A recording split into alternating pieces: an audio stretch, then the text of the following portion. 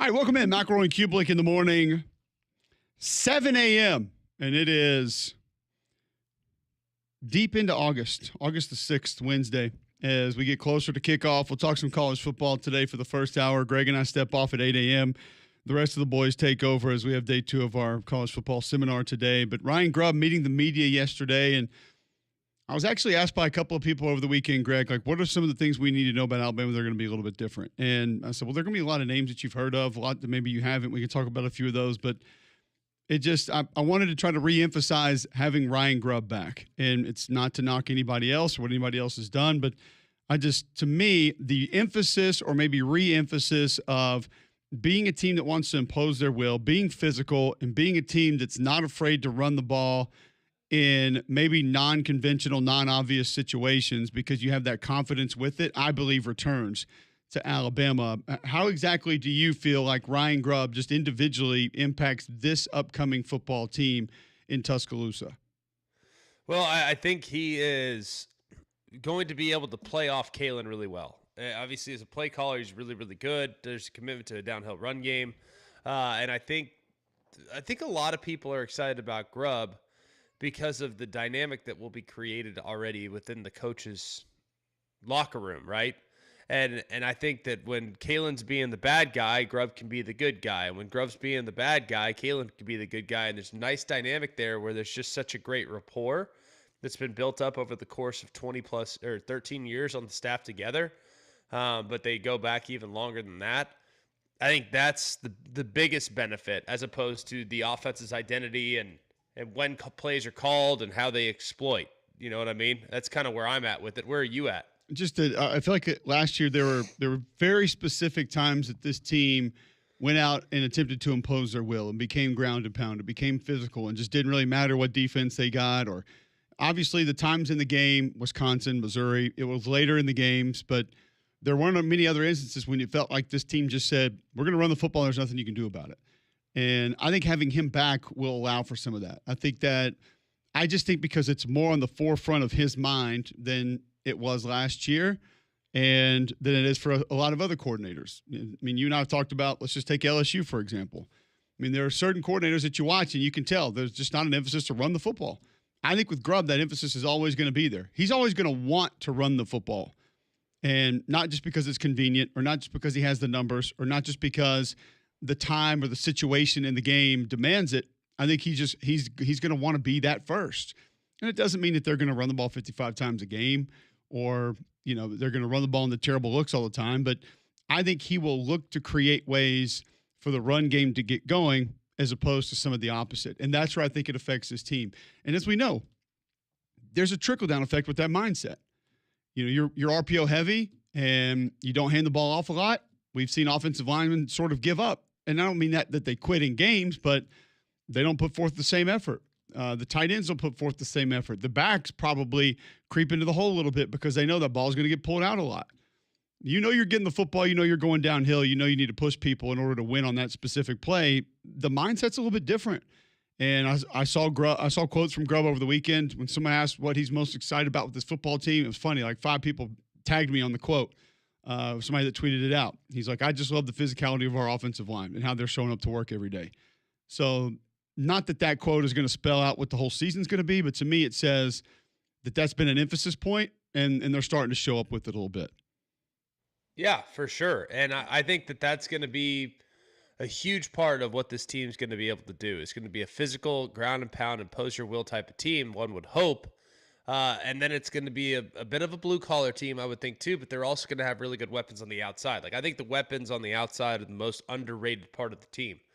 I think it has a chance to be a top 5 wide receiver core in America by season's end. And I really believe that. And they're not getting the credit that they probably would get if the other parts of the team were a little weaker. Because I think Bama's pretty strong across the board. I think there is questions about quarterback. But I think Bama's wide receiver core does not take, for example, a back seat to the potential that you might get from Auburn's. Like, I think Auburn's got a chance to have a top flight group. But I think Bama, if everything falls into place the way I anticipate it falling into place, could be as good, for example.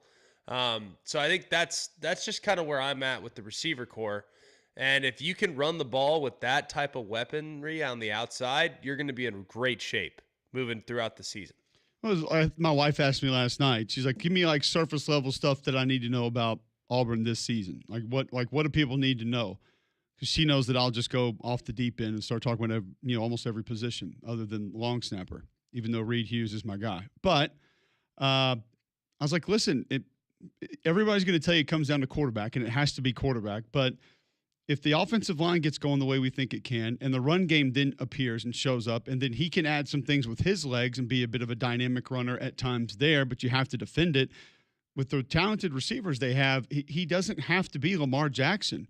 He doesn't have to be Baker Mayfield. He doesn't have to be Johnny Manziel. He can just be B+, make the right reads, get the ball out on time, give those receivers a chance to make a play. And even if you miss a lot of them, but they're not bad misses, as in 6 points for the other team going the other way, you'll be able to survive that because you're living in 2nd and 6, 2nd and 4s, and you can take those chances and you can afford those misses, as opposed to when you miss on 2nd and 10, it's 3rd and 10, and now everybody's teeing off on you, and your quarterback has happy feet anyway, and there's probably going to be issues. So I think both those offenses are in similar spots, a little bit different circumstances as to how it'll probably be managed. Like I said, I think Alabama can have a little bit more of a power run game. Auburn probably will live spreading you out just a little bit more, lean on some quarterback runs a little bit more. Maybe a little bit more of the quick game, RPO game, but still, if the run game is there, it opens all that up. And I don't think either of those quarterbacks, in order for those two teams to win 10 games, has to go out and have a Heisman-worthy season.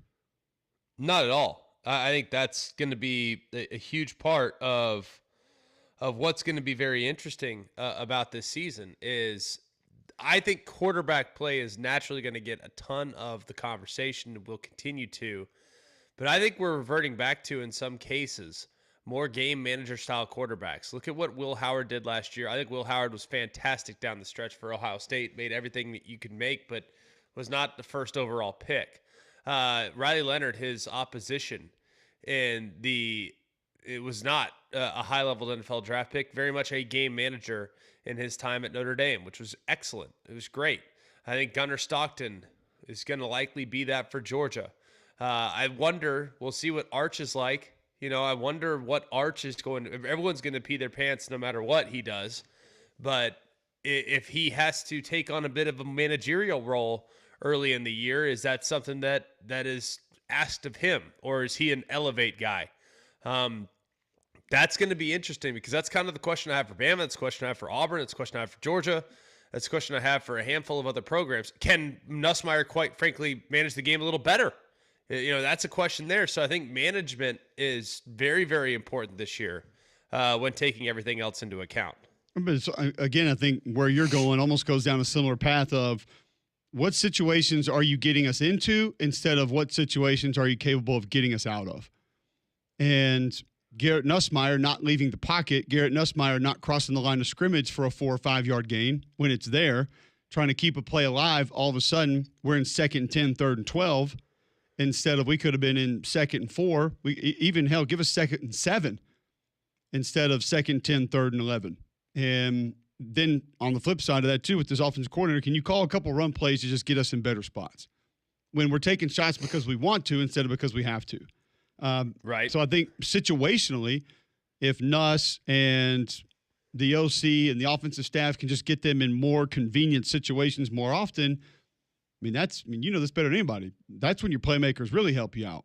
Your playmakers help you out on 2nd and 2 more than they do on 3rd and 10. So if they can get in those situations because of what they're doing, maybe going into games, looking at different ways to create some of the rushing attack, looking at ways to, okay, if you get this look here and you get a 4-man rush and nobody's there, just please leave the pocket and pick up 5 yards and slide. We'll be fine with that.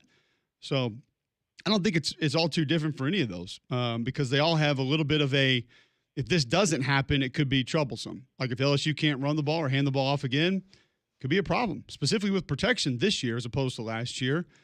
Jackson Arnold can't let go of the ball. It's going to be an issue.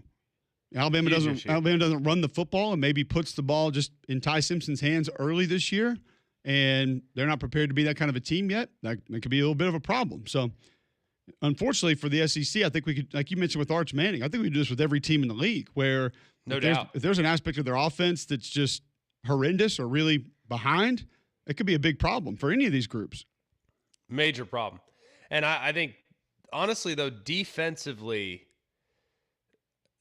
answer me this. How do you feel across the board defensively in the league this year? Because the more I think about it, the more I think the defense actually has a chance to be pretty good, kind of across the. Yeah, but is that because of offenses and where the offenses are in the league? And that's what I don't know. Probably. Yeah. I mean, to an extent. I mean, South Carolina, for example, led the league in point. No, A&M did. A&M was first, or South Carolina was first. They were both like 1-2, whatever, in points scored against competition in conference, which I was surprised by. But I just wouldn't in a million years have thought that those would be the top two scoring offenses in the SEC during and against SEC play. So that's surprising, and it was under 30, which I feel like is a little lower than it's been the last couple of years. Do you think so? Yeah. It's I'm trying to think of where we were at this point last year offensively going into the season. I think we probably thought Alabama would ramp it up a little bit and be better than they were. I don't know if we expected Taylor and Green to be as good. Auburn we thought would be better than they were. Florida we thought could be okay, but not necessarily high-powered on offense. Kentucky wasn't going to be high-powered. Mississippi State first year wasn't really going to be that. Probably thought Missouri was actually going to be better offensively than they were. Never thought Oklahoma was be as bad as they were. South Carolina still kind of took them a little while to get going. Tennessee definitely didn't live up to the expectations offensively. Now, Vanderbilt may be better offensively, but not at putting points up against people. They didn't play that style of football. So I think collectively, A&M probably a little behind where we thought they were going to be. The offenses were probably lacking last year, and maybe that helped the defenses out. I'm trying to look down and see what groups are overly scary. I think there are aspects of a lot of groups that are really scary, but I don't think that there's just one group that I say, whoo. Because you look at Ole Miss, and that front's just not going to be what it was last year.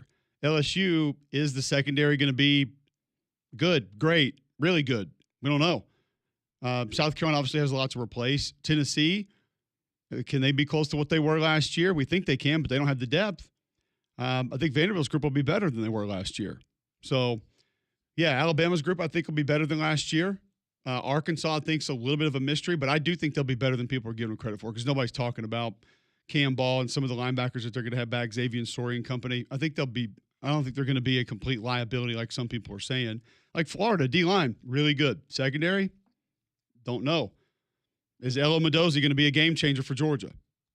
Don't really know. Oklahoma should be incredible, but you lost two of your best players on that side of the ball last year. So I'm with you. It looks like the defenses collectively might be a little bit better, but similar to the offenses, they all still have that one aspect that you just kind of say, man, I don't know if I can completely get on board with that part of that group just yet. Yeah, and I think that that's fair at this point, too. It's so early in camp. Like, with camp coming to a close maybe in 2 weeks, we'll have a little bit more clarity based on the buzz coming out and how things have gone during scrimmages and all that stuff. But right now, there are so many unknowns still at this point of camp, 6, 7, 8 days in.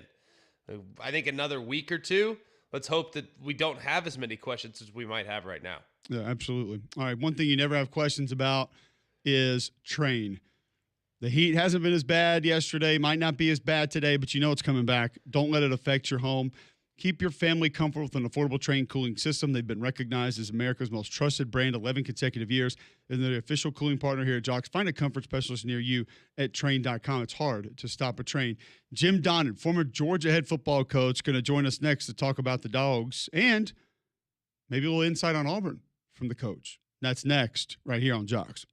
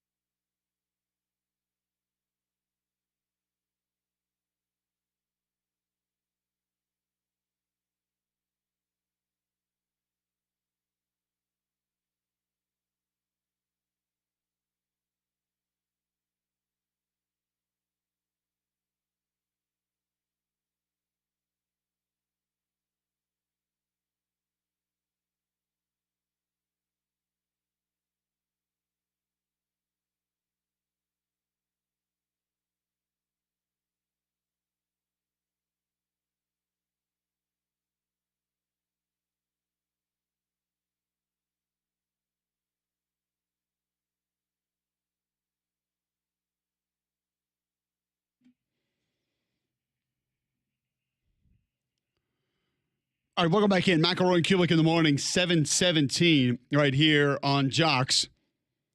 Listen online, joxfn.com.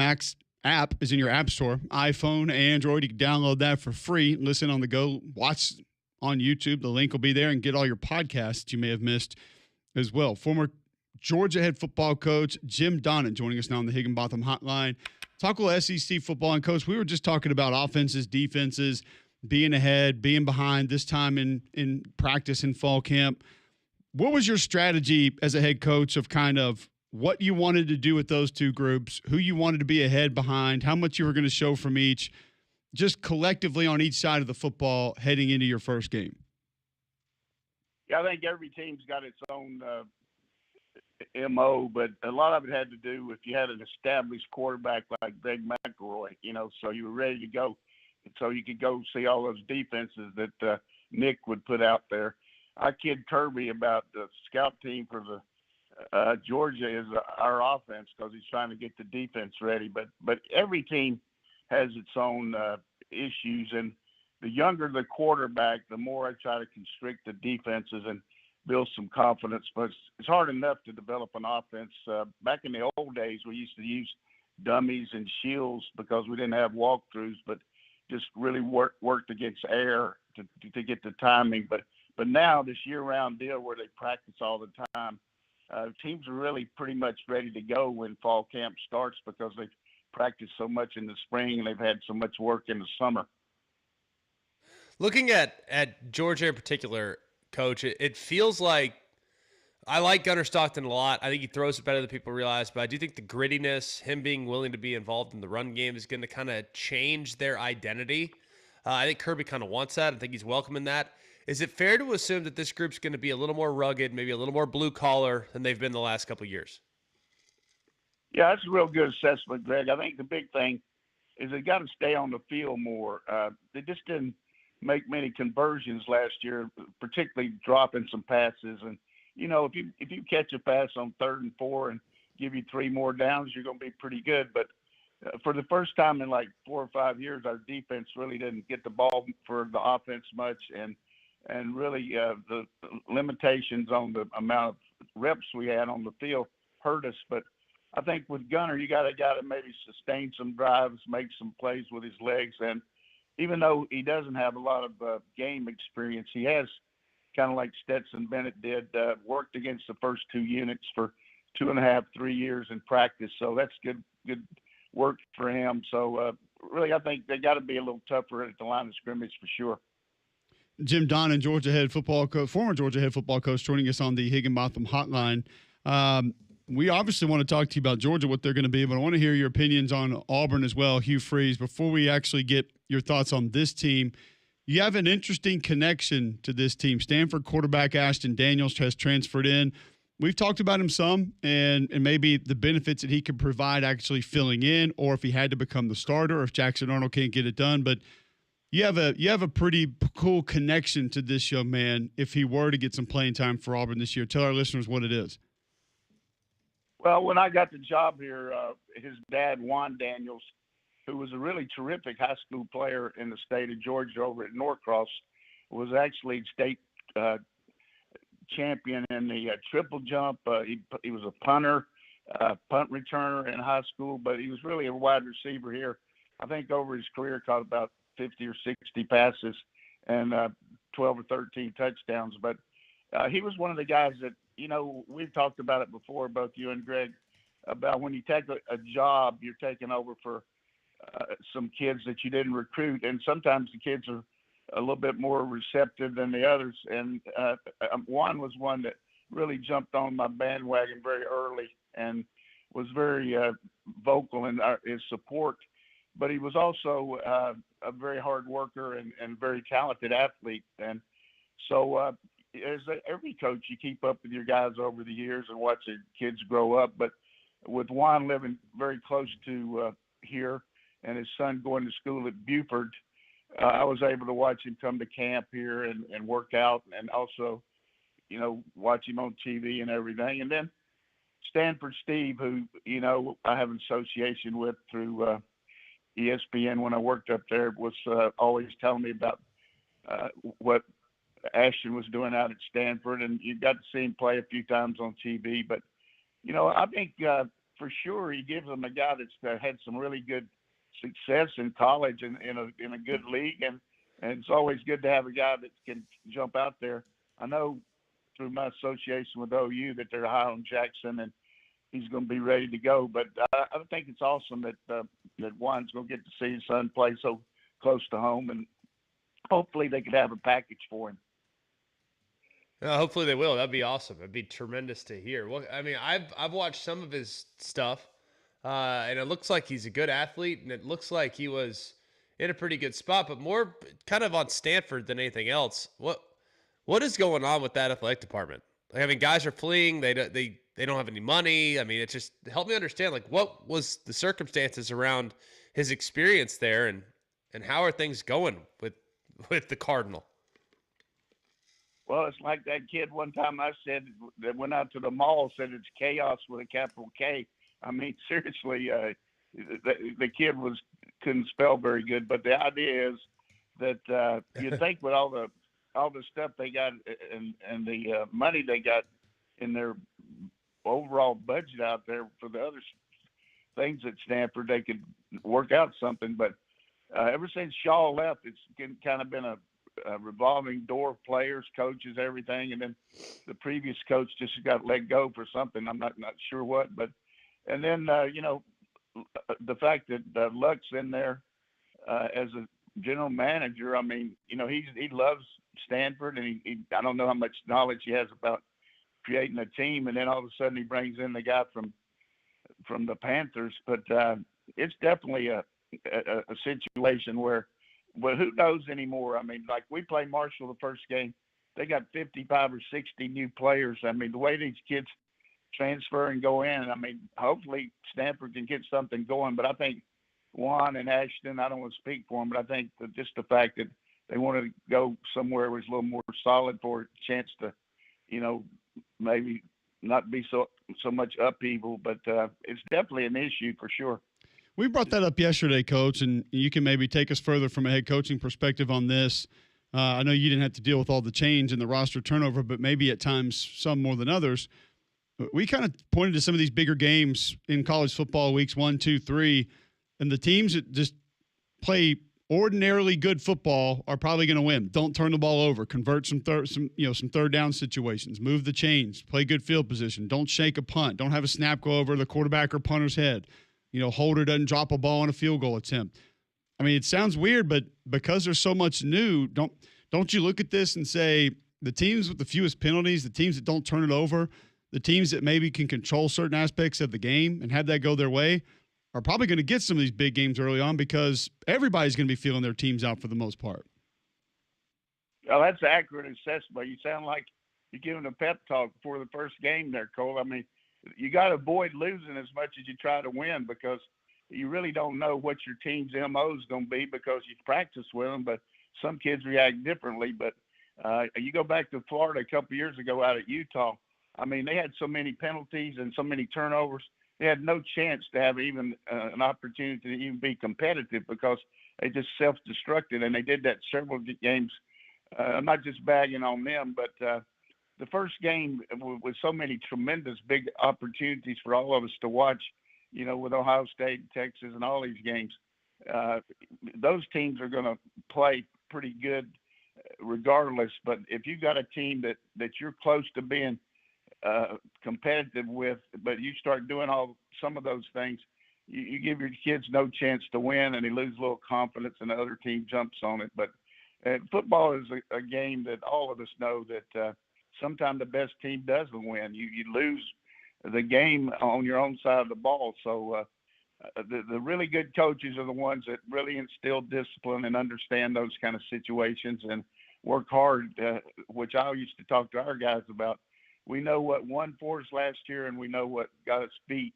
We got to really work hard on doing both well, doing better about winning the big situations and avoid the bad plays. Coach, I wanted to get one more with you because you coach quarterbacks, coached on the offensive side of the ball for a long time. We brought up Auburn a little bit earlier. Jackson Arnold last year got to a point where it appeared as though it was difficult for him to let go of the football. And there were a lot of circumstances around that, a lot of reasons for that. How does a coach go about resetting that in the offseason and finding a way to get that confidence back, get that trust back, and just get that kid to the point where when he sees it, he's okay just letting it go, knowing that everything's going to be able to work itself out? Well, I'm a big Jackson Arnold fan. My background is at Oklahoma. Most of my kids live out there. They follow OU religiously, and I know a lot about the program just because I talk to my son and my daughter and my son-in-law all the time about it. But in his defense, he had zero help. I mean, his offensive line was probably the worst OU's had because of injuries and guys transferring and all. Every snap he's running for his life. And if you go up to the line, Greg talks about it all the time, and you're not really secure in your protection and you're worried about who's going to be able to help you out, you're going to be a little shaky. And then the fact they had 0-2 receivers, I mean, their receivers got hurt and transferred. They had guys that were 3 and 4 deep walk-ons playing. And that's just hard to believe that a team like OU would be so offensively disoriented. But it's no excuse. But the reality is, even if Auburn was like it was last year or the year before, that's a lot better offensive cast than he played with. So, and I know he knows the system that Coach Freeze utilizes. He's got some players to help him, and I think it's just going to be a different atmosphere as far as holding the ball because he didn't have any idea where he could throw it and how it's protection. So I hope the fans realize that and understand that this kid was really, really highly recruited. We tried to jump on him here because he had a background over in Atlanta before he transferred out to Texas in high school. So I think he could be a real sleeper product as far as around the country, as far as quarterbacks that are going to make a big imprint. And hopefully he does, except against us. Well, Coach, we appreciate the time this morning. Some cool stuff from you. Always great to catch up with you, hear your voice, and hopefully we can do it again soon. Okay, appreciate you guys. Thanks. Thank you, Coach. Jim Donnan, former Georgia head coach. And Jackson Arnold played some high school football in the state of Georgia before he moved as well. So a lot of different ties there back and forth from Georgia and Oklahoma. Before we go to break, Greg, tell our listeners about Bromberg's. Well, Bromberg's been my go-to for a really long time. I've always appreciated and enjoyed the experience. The second I walk in the door, they're undergoing a really nice renovation too in the Mountain Brook Village store. So you go and check it out. You'll see what I'm talking about. It's going to be an elevated modern design that reflects Bromberg's long-standing commitment to quality service and to the community. The transformation will enhance the experience as if it can be enhanced anymore because it's already incredible. I think you guys will understand the second you walk in the door exactly why they've been the only place that I would shop for jewelry since we moved back about 8.5 years ago. So highly recommend going and checking out Bromberg's in Mountain Brook Village and at the Summit. All right, we'll continue talking Georgia and hear from Ryan Grubb as we get back to Alabama here in just a moment on Jox.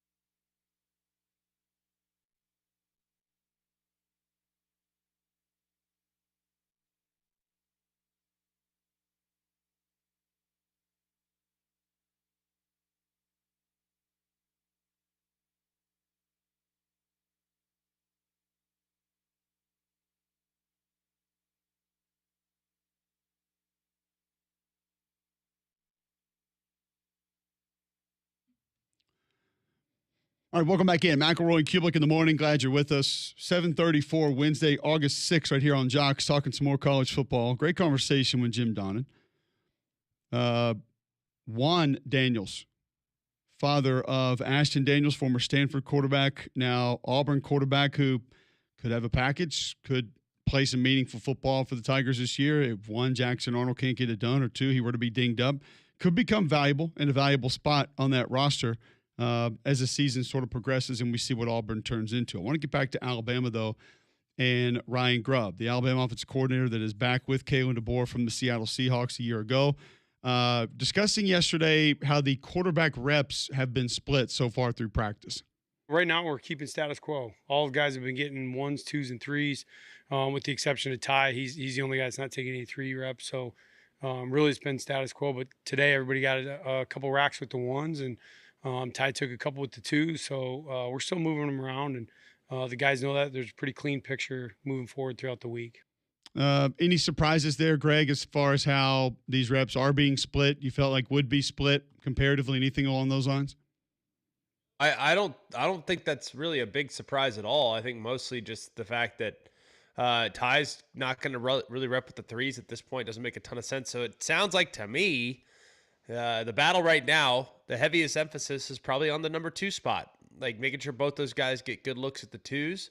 And then in the event in which they exceed expectations on the 2s, then you start to cut your teeth with the 1s. So I could see that maybe giving those guys a couple reps here and there. But it sounds like based on that conversation right there, a lot of the competition is actually for the backup job more so than for the starting job. I don't know, do you read into it the same way? No, that's about the way that I came away from it. Ryan Grubb also talking about just the quarterback's performances recently in Alabama football practice.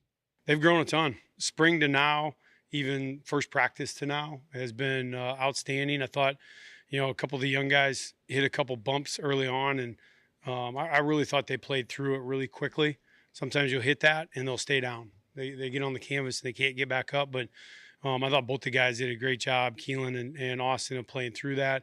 We've had a lot less up and down with the whole room. I think that we've done a good job taking care of football. Again, today there was no picks, and I really didn't feel like the ball was in jeopardy today. And I think that's one of the biggest things is just improved decision-making in the room.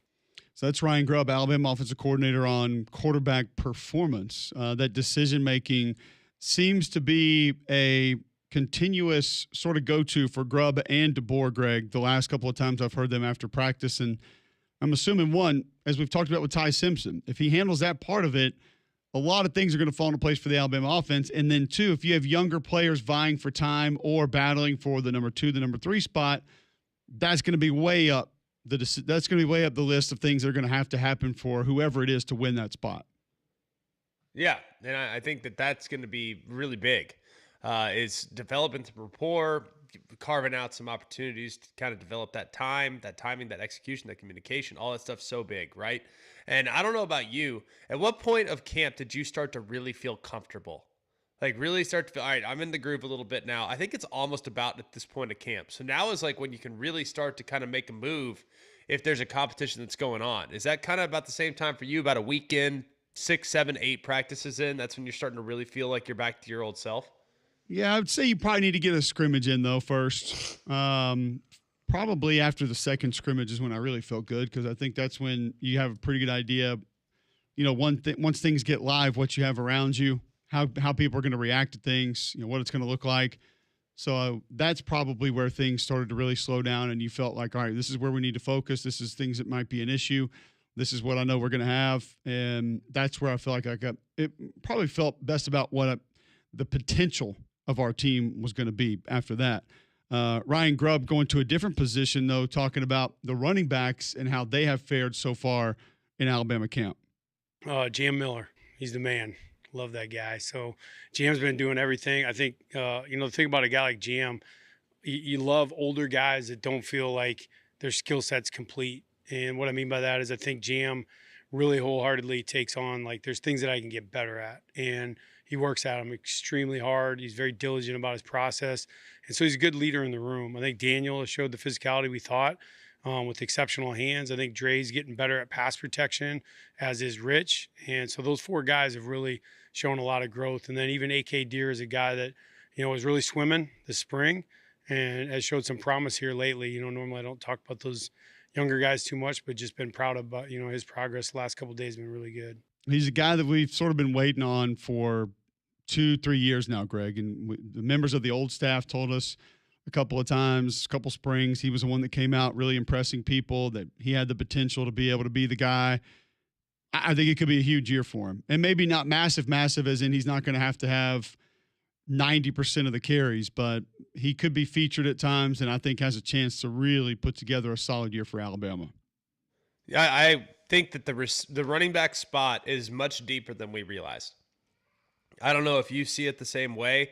Like, I know that Jam Miller's kind of the household name, but I think they can go 4 deep and be just fine at running back. And obviously the addition to Deere, now you're talking about 5 deep. I don't know what his expectation level is of being on the field and down out basis, but to have depth at running back is significant. Now, I think Jam's a dude. I think he's the best one, I think by a decent margin.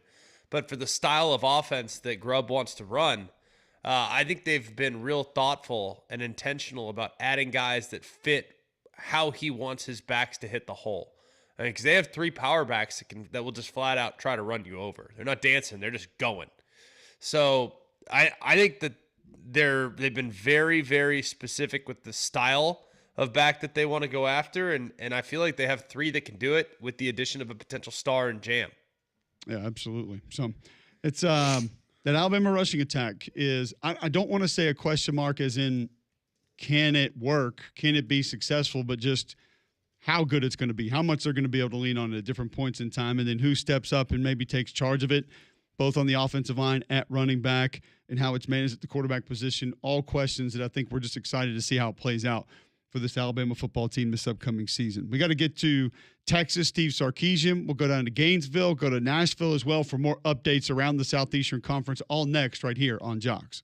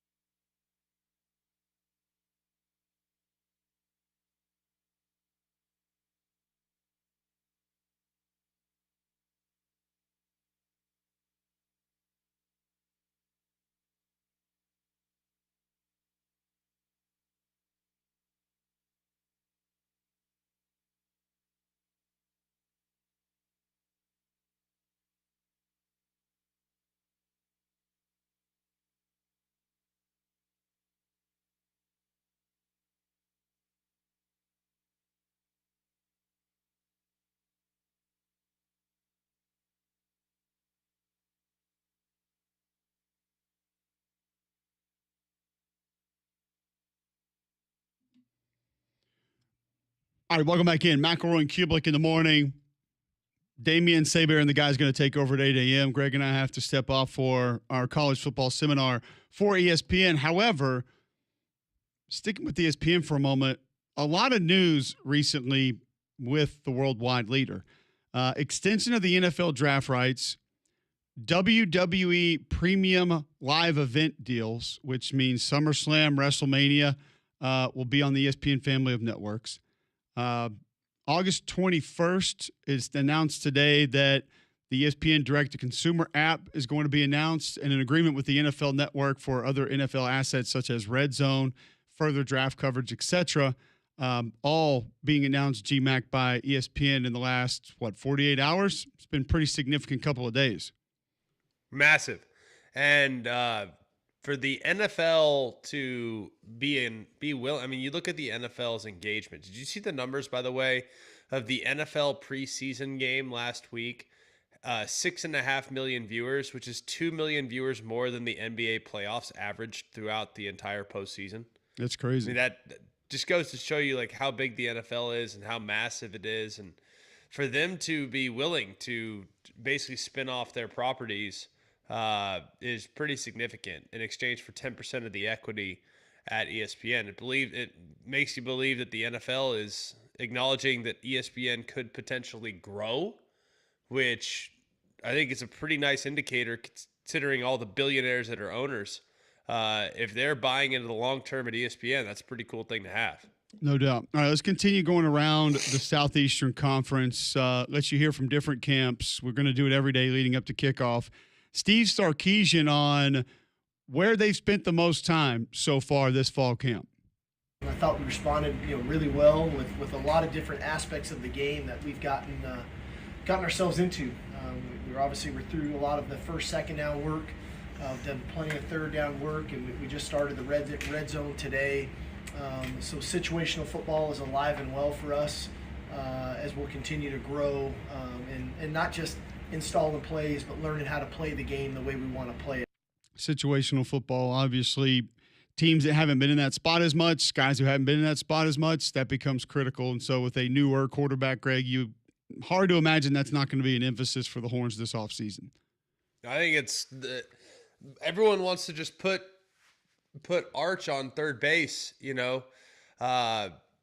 acting as if he's, the second coming. I hope he is, but there's still a level of youth here and inexperience that we're going to need to see to believe, right? I mean, are you in the same boat with me acknowledging, and we know we've talked about this, but I still think even though Arch is a third-year player, you need to bring him along slowly and make sure he's up to the task and don't give him too much early, because I think if you overload his plate, that's going to cause him to have some problems. And I would hope that would not be something that would be, a huge issue.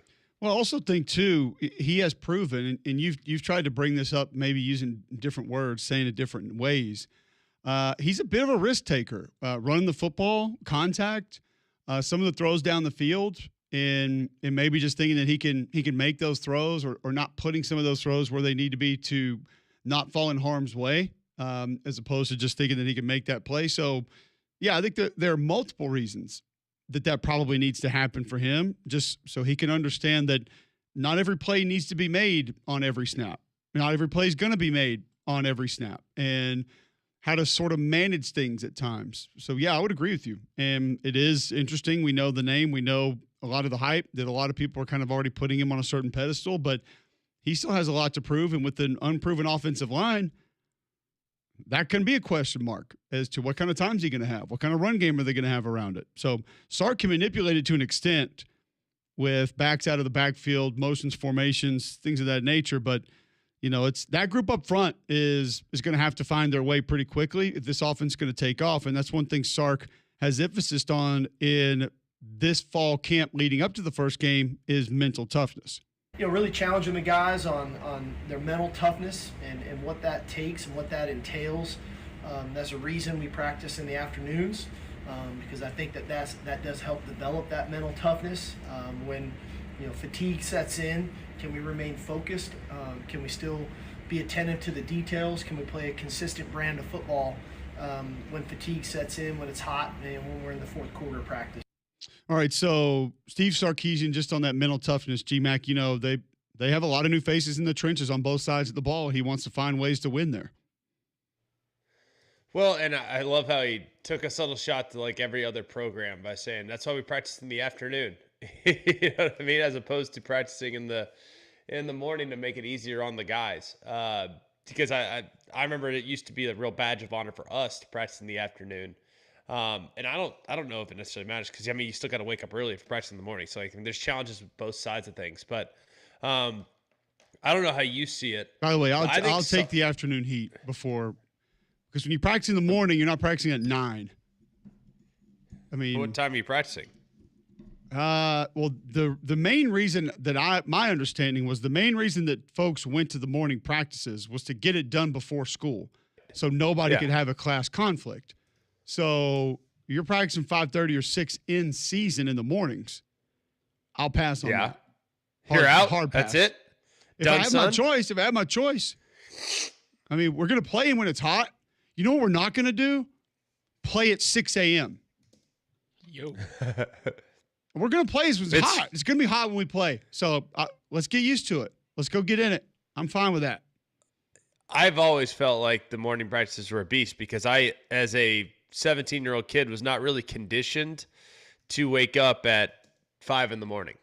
So I wasn't really into the morning practice. I would far rather have the afternoon practice as a college student because I didn't know the difference from. I honestly didn't really know the difference from 100 degrees and 85 degrees. It didn't make a difference to me. All right. Moving back to the conversation, though, like looking at Sark and looking at Texas, talking as much about mental toughness as they do, does that make you think that there's like something to be concerned about there? I think this is more big picture. I personally believe that this was an issue when he got there, and he knew that it was going to have to be addressed. And I think it's something that, because I'll get your opinion on this after I say it, and this is just my opinion from a distance. I think mental toughness was a problem there for a long time. I think front runner mentality was an issue there for a long time. I think looking good, being highly recruited, things of that nature were more important than just winning dirty football games. And so I think he will always have an emphasis on that because of that. He wants to make sure that they're never going to fall back anything close to maybe what that mentality was when he got there. Well, and I think that's something, if you know what the challenges have been in the past, it allows you to be a little bit more aware of the challenges that could lie in the future. Like, don't let the past get you. So I look at it and I think it's a perfectly reasonable thing, but they seem to talk about toughness more than just about any other team. How many other teams are talking toughness? Because I don't hear it very often. Like, we want to be tough. We want to be physical. We want to have tough practices. But like outwardly talking about the mental toughness as often as it seems like they do, it makes me think like, gosh, is this team like struggling with that? You know what I mean? Which would be surprising, but based on how they've played in the past, like not the most crazy thing you've ever heard. That's for sure. No, but also think about how they recruit and think about who they're recruiting. I mean, they shoot for the stars, literally. They recruit 5 stars and 4 stars, and not just guys from Texas. So it's not just guys that want to come play at Texas. They recruit guys whose mentality probably has been a little bit pampered, been highly sought after, and maybe part of this is a little bit of a bringing them back down to earth mentality of, yeah, you were great, you were highly recruited, you were highly sought after, but when it comes time to be a player here, like, we got to get physical. We got to get down and dirty. Like, we've got to win different ways, not just being the biggest, fastest, strongest on the team. Like, you have to earn it to win games in this league. And so maybe it's a little bit of that also. You know, Lamborghini dealership, pulling them in on campus, like all the different pictures. I feel like I see more from that there than I do other places, but they're winning with it. They're winning and recruiting with it. So I don't blame them. It's not a bad thing. Absolutely not. No, no. But maybe you just feel like, all right, enough of all that. Now we need to place the emphasis here. Yeah, totally fair. All that is reasonable and understandable, but I just could not imagine for the life of me, like, how hard it is to de-recruit these guys. Like, I would just think it's so hard nowadays to de-recruit these guys. So maybe that's why he's so aware. Maybe that's why he's constantly talking about it, harping on it, because of the importance of de-recruitment, considering the personnel they're bringing in. And maybe he's got a couple guys that are not really doing what they need to do right now. And maybe, guess what? It's also early in the spring or early in the fall camp. So it's not that uncommon for guys to maybe show a little bit of mental weakness. It's not like it's hot, it's 1,000,000 degrees, you're struggling, you're running play after play after play. It's kind of a time when your mental toughness is at an all-time high. So they're needing to be at an all-time high. So maybe it's just something they're hyper aware of and getting taken care of. Absolutely. All right, John and the guys going to take over for you the rest of the way. Greg and I got to get back to our college football seminar day 2. We'll be back with you tomorrow, 7 to 10 a.m. Appreciate Jim Donnan hopping on with us. A lot more college football coming your way. Might hear from Clark Lee, might hear from Billy Napier. More discussion around Alabama, their physicality, Texas, mental toughness. Is that an issue for them? What's going on down in Auburn with Jackson Arnold and that quarterback situation? All of that and more coming here from McElroy and Cubelic in the morning for the next 2 hours, leading right into three-man front here on Jox.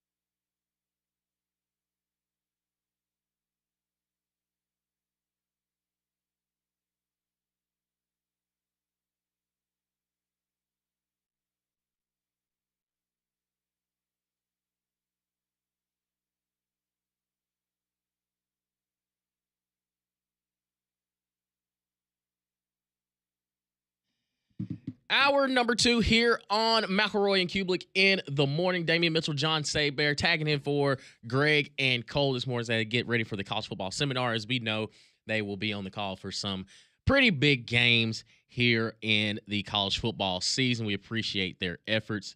And we got a chance in hour number 1. And John, I do want to go back to some of this Ryan Grubb audio.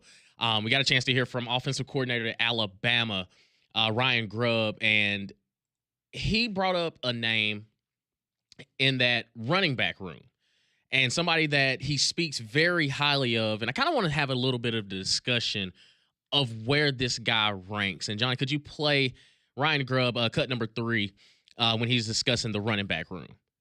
Jam Miller, he's the man. Love that guy. So Jam's been doing everything. I think, the thing about a guy like Jam, you love older guys that don't feel like their skill set's complete. And what I mean by that is I think Jam really wholeheartedly takes on, like, there's things that I can get better at. And he works at them extremely hard. He's very diligent about his process.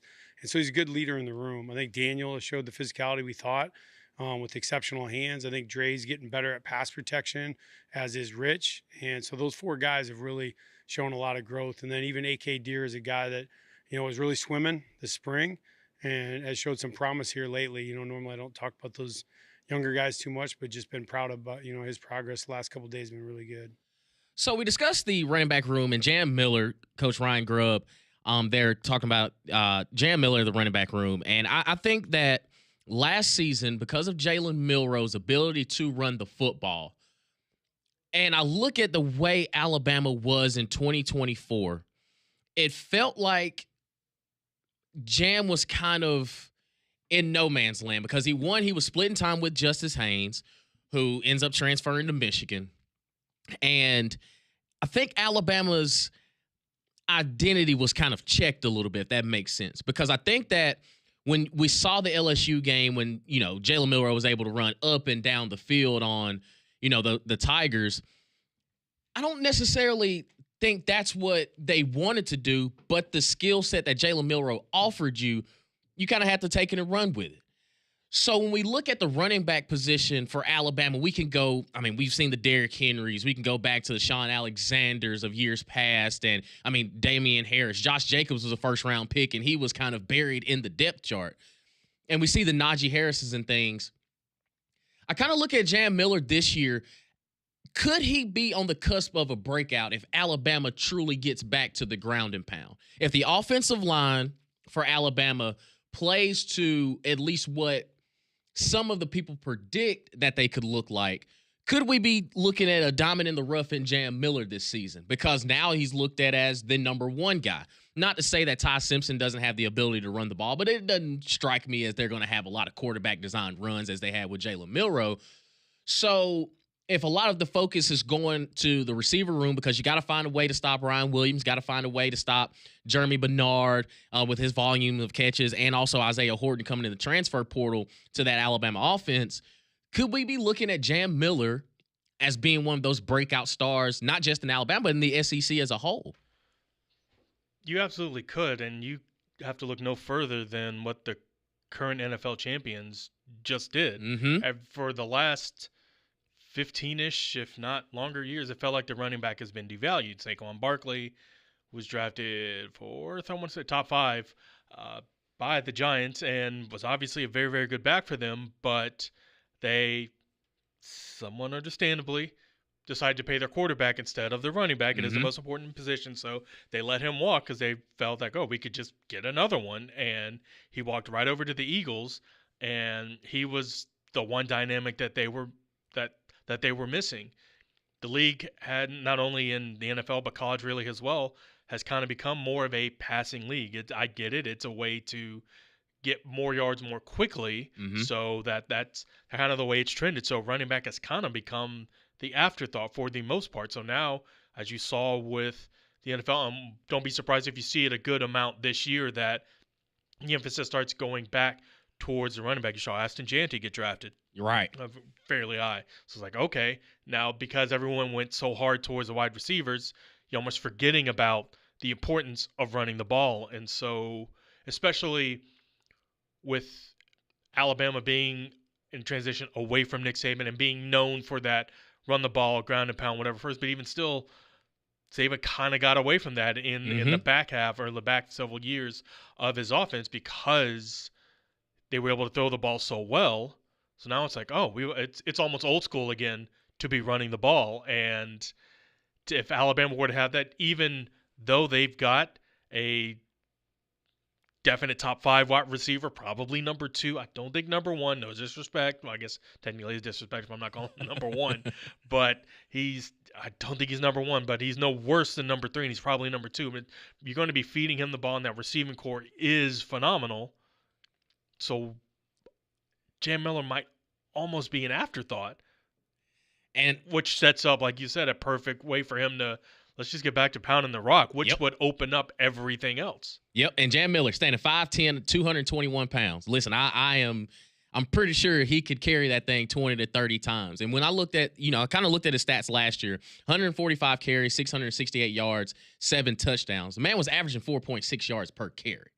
So we know that, okay, well, if we needed to lean on him, could Jam Miller be one of those guys? Could he make that 1,000-yard mark that we saw a bunch of running backs last season kind of do just throughout the year? Because I started to think, all right, who's a guy that could potentially be that next just breakout star where it's like, man, we did not expect him to go out there and run for 200-some yards. Like, think of how Brian Robinson Jr. was a couple years ago, where maybe not pound for pound the best running back that they had seen at Alabama for a period of time, but he still had over 1,100 yards rushing with Bryce Young as his quarterback as the Heisman Trophy winner.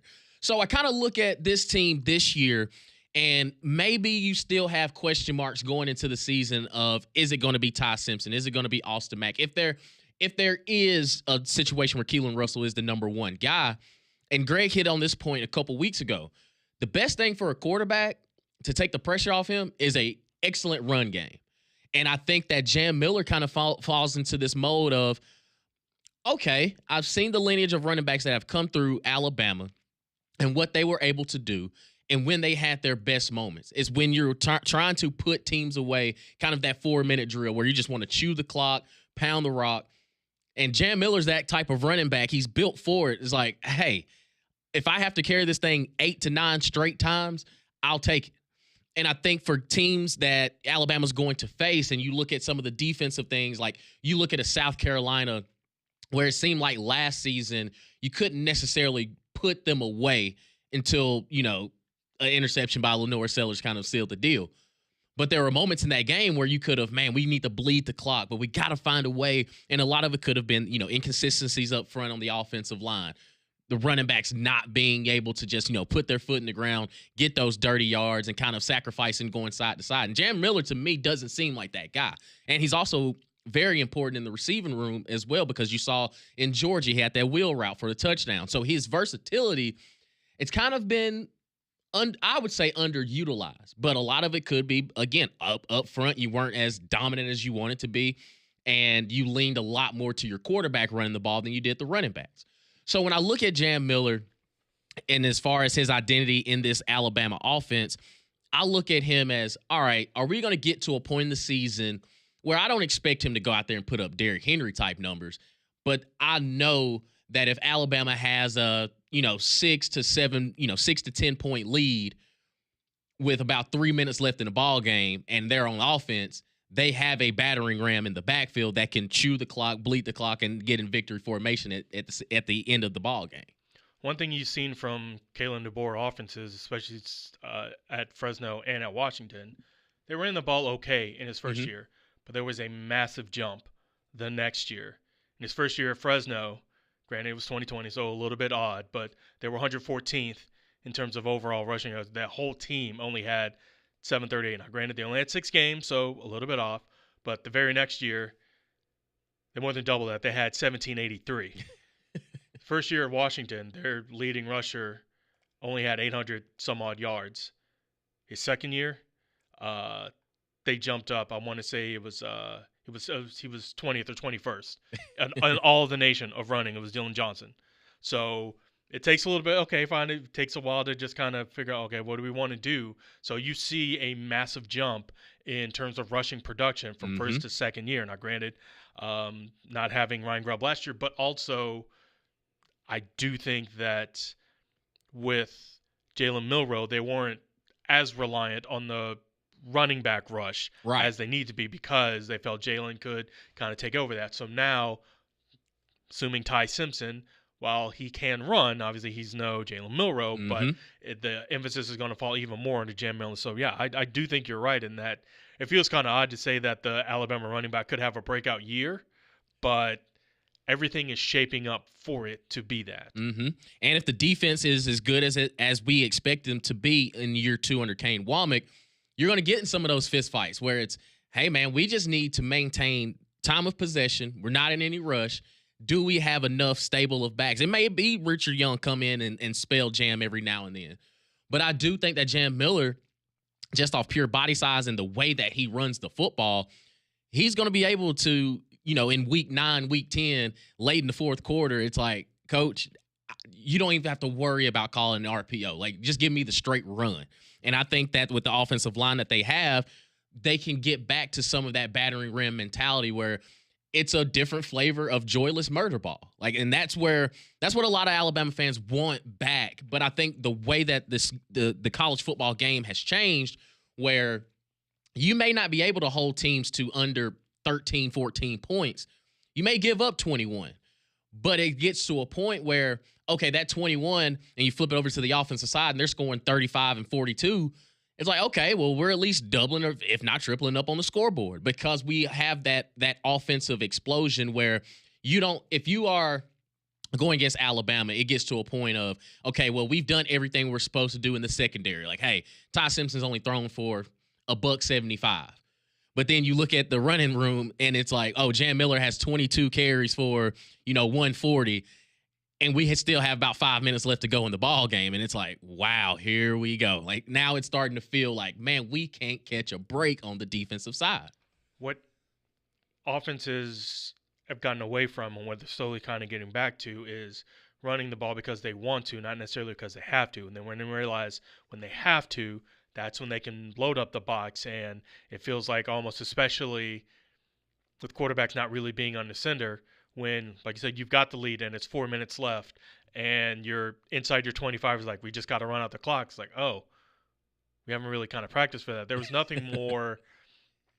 I know Bama fans weren't happy with this. You saw this a lot as a Saints fan in the latter part of Drew Brees' career, even though they had a good running attack. It was under 5 minutes left. Like, you just need to get a first down, whatever, maybe even 2. Just move the chains, whatever, keep on going. And they're throwing all 3 downs. It's like, what are we doing? Why not running the ball? But it's like you've predicated your offense on this kind of high tempo, kind of everything. You want to do that, and you see it a lot really from kind of Josh Hype. It's like, all right, well, we need to kind of slow it down. It's like, well, that's not how we operate. It's all gas, no brakes. Sometimes you got to take a corner and slow down. It's like, well. Okay, well, you're down, or excuse me, you're up 4, and all you need to do is hold on the ball and not get rid of it. How about you just slow down a little bit? Nope, we're not going to do that. All right, well, you're going to lose. Yep, and that's where I think, especially here in the SEC, something that we've been so used to, but that's why, even going back thinking about it, Texas was able to do that. Texas was able to do that, and coming into the season last year, remember, they had a dozen injuries in the running back room going into the season. Like, during fall camp, running backs were going out left and right. And yet they still had Wisner go over 1,000 because when they needed to put games away, one, he was already a home run threat at any point. But then they started to say, you know what? Hey, Quinn, hey, Arch, we don't necessarily need y'all right now. We can go back and pound this rock and solidify a win in these situations. And I think Georgia kind of went away from that because they were dependent so much on Carson Beck. So now does Georgia get back to the Todd Gurleys and the Nick Chubbs, the Herschel Walkers, Garrison Hurst days of, we are about to line up in 12 personnel, go foot to foot, and you are going to have to prove to us you can stop us from running the football. And believe it or not, and it's actually going to sound like venom coming out of my mouth when I say this, but another team that can do this. Hold on. Before you say it, for those on YouTube watching, you saw it. But for everyone listening out there, he took his glasses off. Yeah. He was about to get serious. So A team. his hand slowly kind of pounding the table. It's like, oh, he's about to drop something. A team that can do this, and they kind of got hurt towards the end. But if they can get back to it, the Texas A&M Aggies. What? I think Are you out here giving love to the Aggies? I am trying my best to be as professional as possible. So, yes, I'm looking at the game completely objectively. The thing is, if Marcel Reed is not as polished or maybe not as ready to be the guy, Texas A&M right now has a stable of running backs that can truly take the pressure off of him. I'm trying not to cry. I'm trying my best to keep my emotions in check. I mean, the glasses on would have held on you taking them off. Your finger can go right to the But tear I'm duct. telling you, man, Amari Daniels, I think, Emmitt Smith Jr. and Ruben Owens coming back from injury. I'm telling you, they have enough. And you saw it in the LSU game where it was like, all right, Marcel, like, we just need you to, be a point guard, just distribute where it needs to be. But we're going to be able to run the football. And I think that's what Mike Elko wants this team to be anyway. And I think if that running back room can stay healthy, and offensive line, I don't really know too much. I'm not going to sit here and try to be an expert. But I do think when you look at the running back room, it is hard not to say that Texas A&M has one of the better rooms in the league. And they may have a couple of backs that could be some breakout guys. Think about if LSU could actually choose to run the football, how good they could have been. They could have been, because we've seen in years past, LSU, outside of that Joe Burrow year, I mean, even Clyde Edwards-Helaire went for 1,000, but most of the time they were doing that power zone read toss power run. Like, it was right down your throat. No matter, you either you going to stop them or you weren't. There was no in between. And I think Texas A&M can get like that. But I don't know. Maybe I'm crazy. 205-834-9450. Am I tripping? Is the SEC going to get back to a little bit more ground and pound? Is it too much finesse and flash out there for us receivers? Is the SEC identity going to get back to the run game? We'll keep the conversation going on the other side. Keep it locked right here on McElroy and Cubelic in the morning.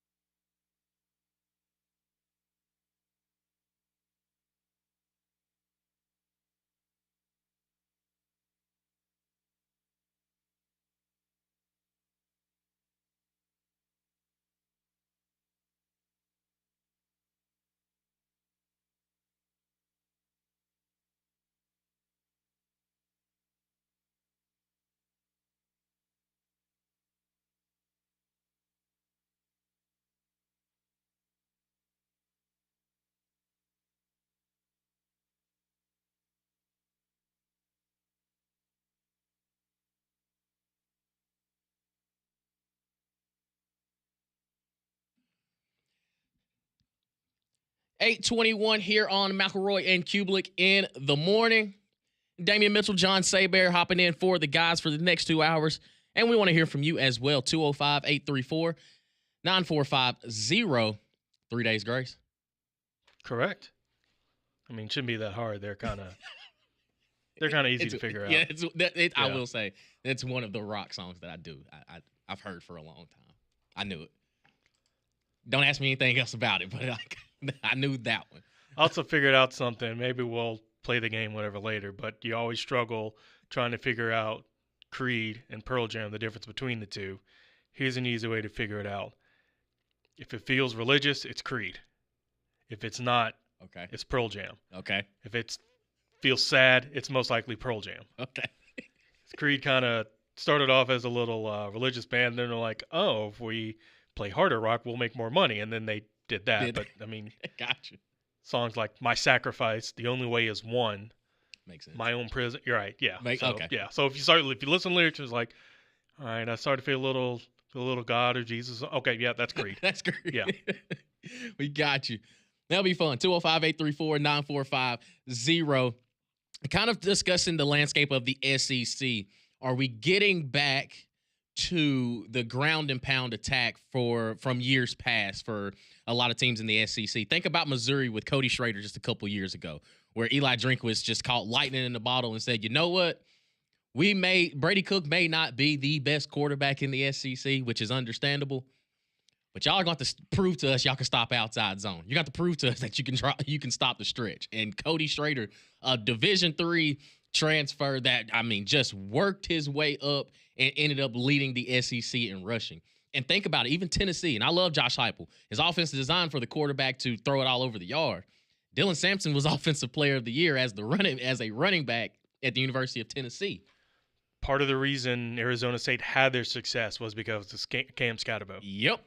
I think the game is starting to get back to it. And now it is painful to see as a receiver, but that's why we tag RPO. So just in case that the quarterback has to pull it, we're going to be open. But I think now a lot of teams are getting to the point or the game, you're starting to realize, like, all right, we have to get to a point. If we're up by 3 or 4, 7 points with 5 minutes or less going into the ball game, we got to be able to run the ball. We ain't got to get cute with it. We got to be able to say, hey, we're calling inside zone on 1. Ready? Let's go. That's where I think we're going to get back to as far as the teams that really have success. Think of Ohio State this past season. While all the love came to Jeremiah Smith, quite deservingly so, they still had 2,000-yard rushers in Quinshon Judkins and Travion Henderson in the backfield. So no matter how much glitz and glamour that the game is starting to look like now, it still gets back to the nitty-gritty of you got to be able to run the football to have success. There's nothing more demoralizing than 3rd and 4, 3rd and 5, and they run the ball. I choose to run the ball, not a QB scramble, whatever, but a running back that on 3rd and medium, if not 3rd and long, and they pick it up and extend the drive. Yep. And do it multiple times in that drive. I mean, yes, the left tackle, perhaps a catching tight end, or a great receiver is a quarterback's best friend. Well, a bruising running back that can pick up those yards and extend drives is a coach's best friend. Yep. As a play caller, you kind of look down. It's like, oh yeah, we got them right where we're on. What did Denzel say in Remember the Titans? Like Novocaine, baby. Just like Novocaine, give it time. Just give it time. Because again, that's the thing. I think that's where a lot of just society and also just football in general is. A lot of these guys they're not patient enough. People aren't patient. We got to be able to get to a point where it's like, hey, let's run the football, please. Like, can we do this? And I think of some of the games that you've watched, or think of some of the upsets that we saw in 2024 last year. I hate to bring it up, Alabama and Vanderbilt. Alabama only rushed for 84 yards that game. Vandy, 166. And think about those third downs where it's 3rd and 2, 3rd and 3. Vanderbilt weren't trying to disguise anything. It was, all right, about to line up in a little tight package. Cedric Alexander's probably going to get it, give us 3 yards in the first down. Diego Pavu's probably going to pull it on an option, give us 3 to 4 yards or maybe 15 at a time. And when they needed to close that game out, they were able to run the football. And I think that's where a lot of these teams, the identity that we get so caught up in, man, look at the explosive plays from the receiver. And I love it. I love the fact that they are throwing the ball a lot. Perfectly fine with it. Receivers need love too. But when you need to close a game out, there ain't too many receivers that can go out and just say, hey, coach, give me the go ball. I got you, because of the risk of incompletion and stopping the clock. But you probably got a 5'11", 222-pound running back there, and it's like, hey, it's 3rd and 1. No need. How about we line up in the I formation? Let's get real old school. And I think about, teams like Georgia where they weren't able to run the football. And that's why you find yourself in fist fights with Kentucky. And then you follow that up with a team like Texas where it's like, oh, okay, well, finally, we finally found a way to run the football. And when you did, you closed the game out in overtime. And Trevor Etienne ends up running it for the touchdown to win the ball game. So I think that the closer we're getting, again, a lot of teams want to spread you out, but the name of the game is still running between the tackles and running the football. Think of Florida. And everybody loves DJ Lagway, but they were able to line up and say, DJ, we appreciate your time throwing the football, but now we're about to hand this thing to Jaden Ball for the rest of the game. It's the premise, even though I feel like no one really remembers that. It's the premise that Gus Malzahn's offense is kind of based on.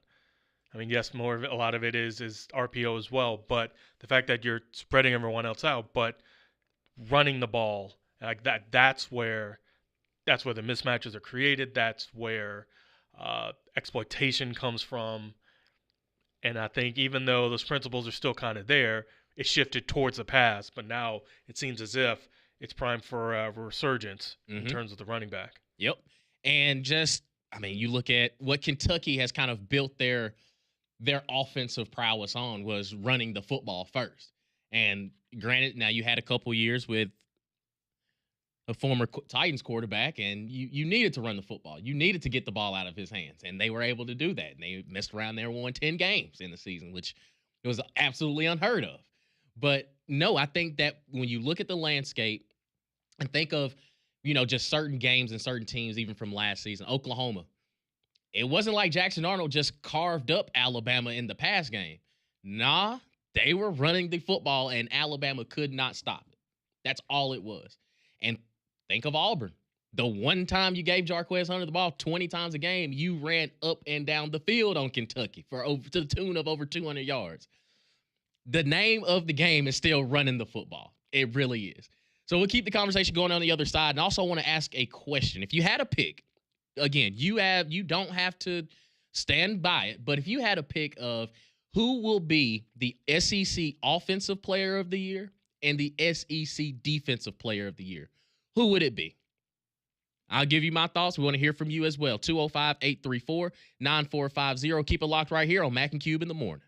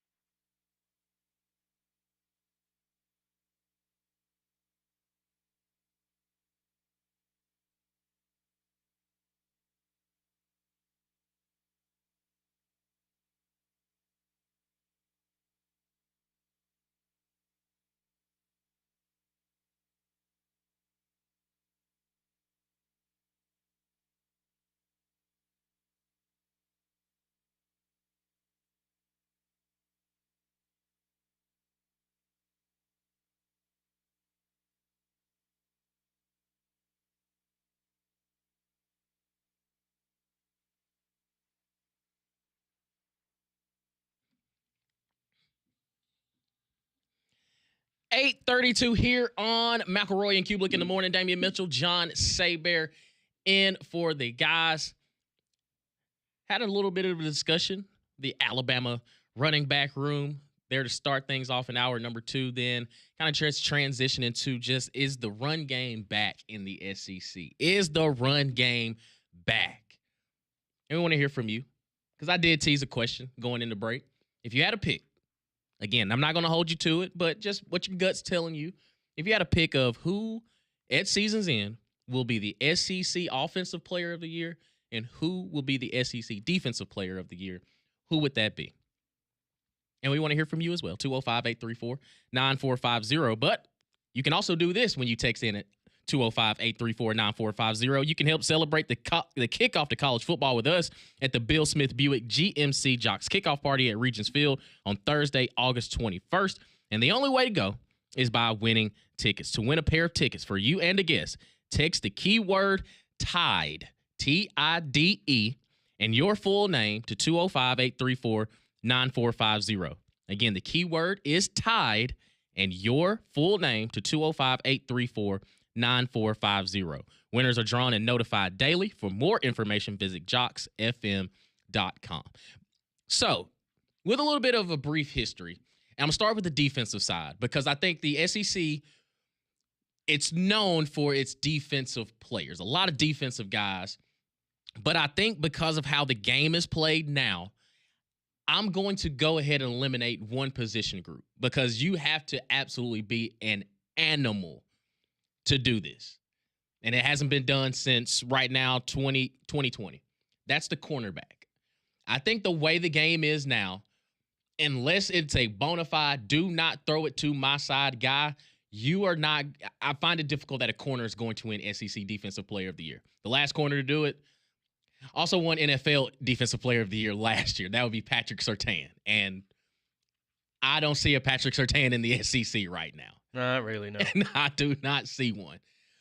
But right now, if I had a pick of SEC Defensive Player of the Year, I think it's going to be somebody that's either a safety or it's going to be one of those edge rushers, because I don't think an inside linebacker now, unless it's somebody that's just sideline to sideline. Like, I don't see any Roquan Smiths around. Now, Deontay Lawson can be a good linebacker. He could potentially be another C.J. Mosley type guy. But I think it's so hard for them in the middle, unless you just have, average damn near 20 tackles a game, it's going to be difficult. But I think it could be one of these edge guys or a safety. And right now, my pick would be Colin Simmons from Texas. I think he's one of those guys that when you turn on the tape, and no matter where he's lined up, on the edge, you can line him up at a 3 technique and have him loop around. He's probably one of the quickest and strongest guys that you've seen at that position. He gives me, and I don't want to put too much pressure on him, but he did, go out there and just perform exceptionally well last year. He gives me kind of Will Anderson vibes, where he can set the edge, he can rush off the edge, get to your quarterback, and also if you need him to drop back a little bit here and there, athletic enough to match up. Not going to say he's going to line up directly over a tight end and man up with him, but if he has to get out there on the flats, your quarterback better be accurate to get it out there, because he's athletic enough to go and steal a couple picks. But I think that for Texas defensively, a lot of it sets what on Colin Simmons does defensively as setting the edge, because I do think his presence is felt. It's felt. It's evident. It's hard not to watch a game and not see number 11 go out there and say, yeah, he's one of those dudes. He's built a little bit different. And I think that because now with all this, a lot of offenses will try to neutralize him in a sense, because, if he's the read key, he can't make both plays. Now, a lot of people have said, okay, well, if you can stop the read man and the pull, you're going to be playing on Sundays. Aaron Donald's the only person I've ever seen tackle the running back and the quarterback at the same time on an option play. And you see why he's one of the best to ever do it. But I think that with the way the game is now, you want to put those guys in islands. And I think, another name to watch out for, of course, Dylan Stewart from South Carolina. I think he's another guy that could, but now you don't have Kyle Kennard on the other side to kind of put you on an island with, maybe not the best of tackles on the other side. But right now, if I had a pick, it would be Colin Simmons, I think, the edge from Texas. While I think in terms of just playing ability, it might be Dylan Stewart. I think his team's going to be hard-pressed unless if their defense is just lights out, which I don't think they're going to be. I do think, especially with losing Kyle Kennard, they're going to take a bit of a step back, and so defenses can concentrate on him. I do think he'll be – I mean, I don't know what the – I doubt they'll release a voting, but I definitely think he'll be top 5, maybe even top 3, but I don't think it'll be him. I thought about Colin Simmons, but it's funny you mentioned how like you think it's really going to be edge. I think it's Anthony Hill Jr. Yeah. Because the reason I go for him is because even though Colin Simmons may have the flashiness of going after the quarterback and actually getting the sacks, he only had 9 last year. Anthony Hill had 8. Yeah. And Anthony Hill, I think he was top 20, 25, whatever in total tackles. Like he obviously he led the team in it, and he's a guy that is all over the field in doing that. So I think if there is someone that can not only be all over the field, cover a receiver if need be, but also get after the quarterback, and if he's able to get some kind of Jadeveon Clowney-like sack or some big important play to wherever, that's the one that kind of seals the game.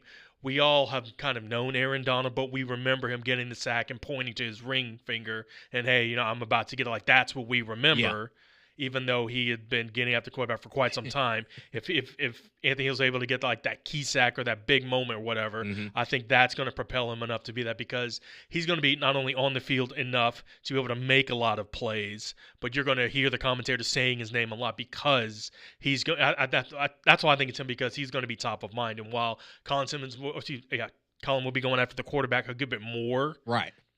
Again, he only had 9 sacks last year. Again, that's still a lot, and that's still very disruptive. And just because he only had 9 doesn't mean he was not disruptive the rest of the game. He was able to pressure and hurry the quarterback, but I think you're going to hear Anthony Hill's name a lot more, and that's why I think ultimately it'll be given to him. Yeah, and think about it. If you're the Texas defensive coordinator, you're just looking like, wow, I could literally call anything. Yeah, you're LeBron James in that pool. Yeah. This is my life. Yeah, right. I can't believe this is my life. Like I think that now it kind of makes sense why Texas could be looked at as the number 1 team coming into the season because of the fact that they have those 2 bookend guys that can absolutely wreck shop on anybody's offense on the other side. So flipping over to the offensive side in the SEC, it's kind of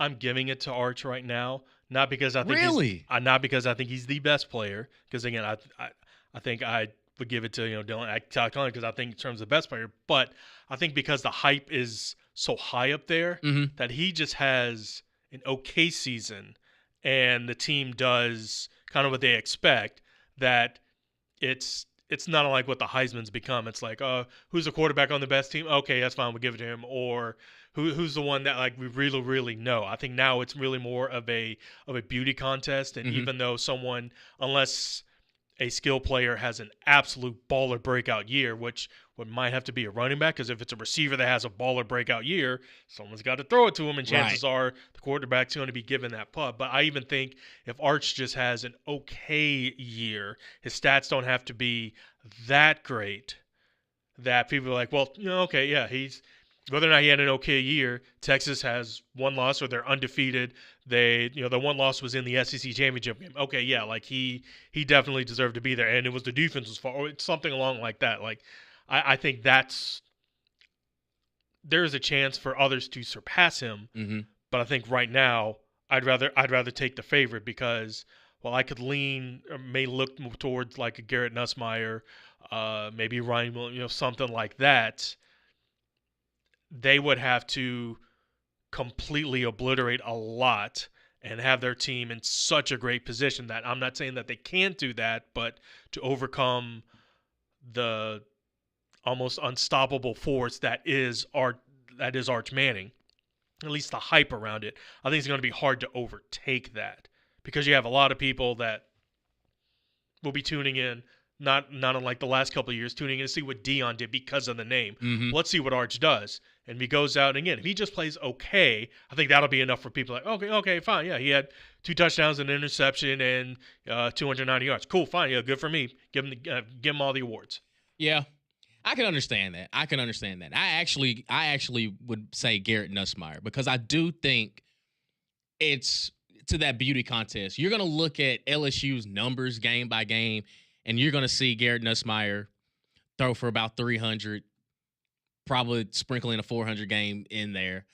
And you're going to look at LSU season overall, and the success is going to ride on exactly him. Because I even go back to Jaden Daniels, where the game against Florida, I think, solidified that he was going to be the Heisman Trophy winner. Like, it was one of those, you watch week to week, it's like, man, Jaden Daniels was putting up a lot of numbers down there in LSU.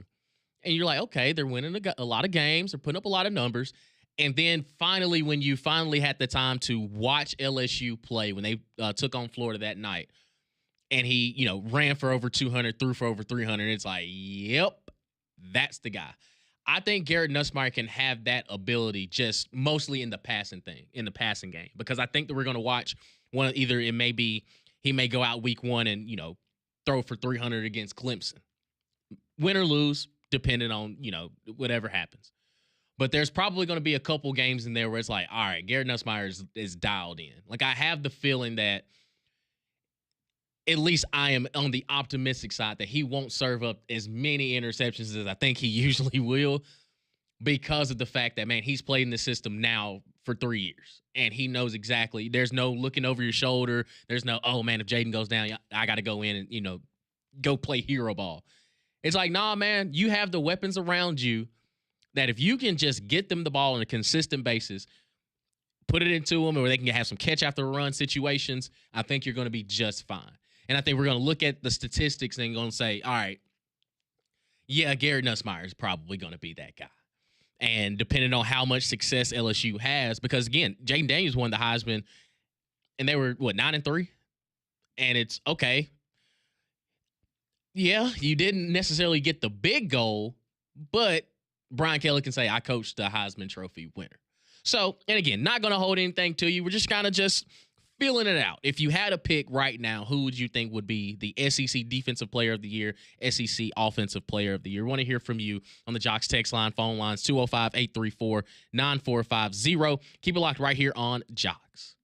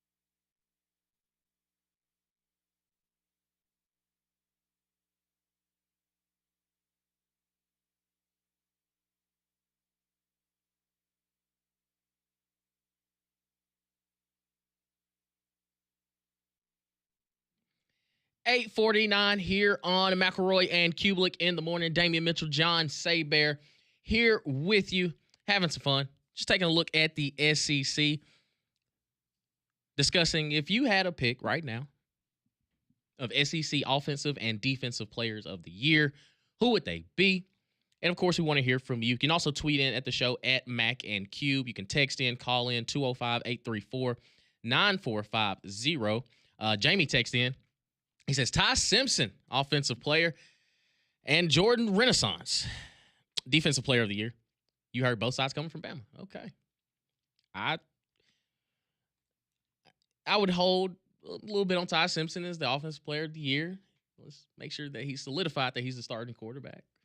And I think it's fair.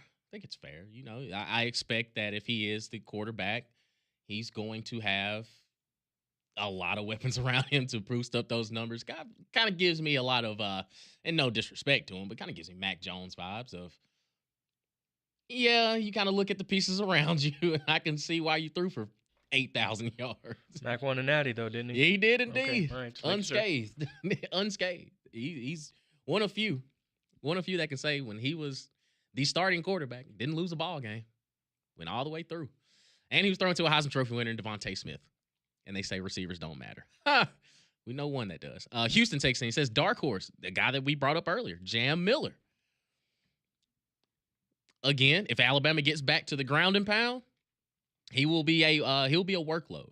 He definitely will. Somebody else takes in and says, I don't get the Jam Miller love. He hasn't been anywhere near the production of running backs in the past. Not a game breaker, not a threat.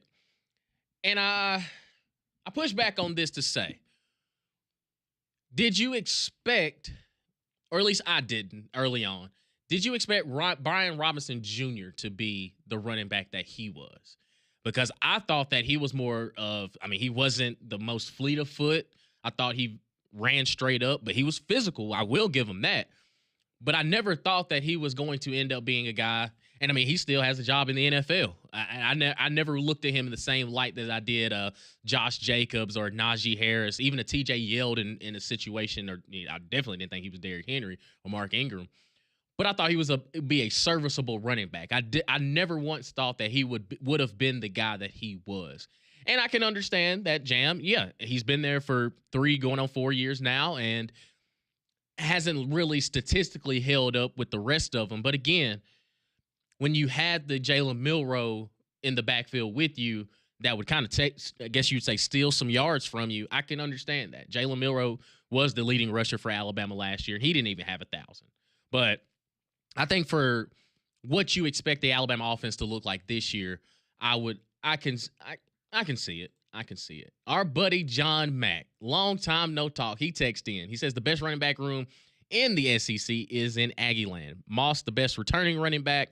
Reuben Owens, Emmitt Smith Jr., and Amari Daniels. And then this is where I know he's back because his following text message that says maybe Marcel Reed can play as well as Kellen Mond. And see what happens when you give just a sprinkle of love towards Texas A&M. They just have to ruin it. They got to ruin it for me. But again, statistically, Kellen Mond is one of the best quarterbacks that Texas A&M has ever had. Drake takes in. He has SEC Offensive and Defensive Players of the Year predictions. He has Jaden Baugh as the Offensive Player of the Year and Caleb Banks as the Defensive Player of the Year. Somebody just texted in Hollywood, so I'm guessing they're talking about Ryan Williams. I don't know, man. You look at the second half of that season, you didn't really hear too much about Ryan Williams. But when he did make plays, you definitely knew him because, again, he is different. But I just think that it's a little bit you have to understand it at the receiver position and the talent that Ryan Williams is. Again, the whole hoopla, he was 17 years old. And I think we all as men can understand that as you get older, you tend to become wiser. And there's a lot of things at the receiver position that I saw from Ryan Williams, just kind of the game in between the game, that you can't necessarily cover up with talent.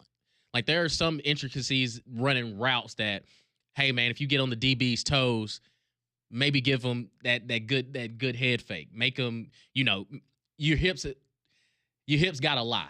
your hips have got to lie. And I think that's where the separation that you see a lot of receivers, especially the smaller of frame. Think about Devontae Smith and Jalen Waddle. Jalen Waddle had the speed that where he necessarily didn't have to get very finesse in his routes. Where Devontae Smith didn't necessarily have that bye-bye, but he had good enough speed to where, hey, he was very fluid with his hips. That's why you looked at some of the dig routes or some of the routes across the middle. You're wondering, why did he create that much separation when he's not necessarily that fast? Well, when he's on a 6-step post route, when he gets his 6th step, you know, some people got to put their foot in the ground and kind of like stick it and get up north. Whereas when he's on his 6th step, you don't even realize he's just gliding right in front of you. And it's like, oh boy, okay, now I see why he's that open. And I think that comes with time. That comes with understanding the route tree. That comes with understanding the offense. And I think that Ryan Williams has that capability. That's why I thought Jeremy Bernard was so valuable in this offense, because he has the toolkit to play multiple positions and also get open. That's why I think Eric Singleton for Auburn is going to be.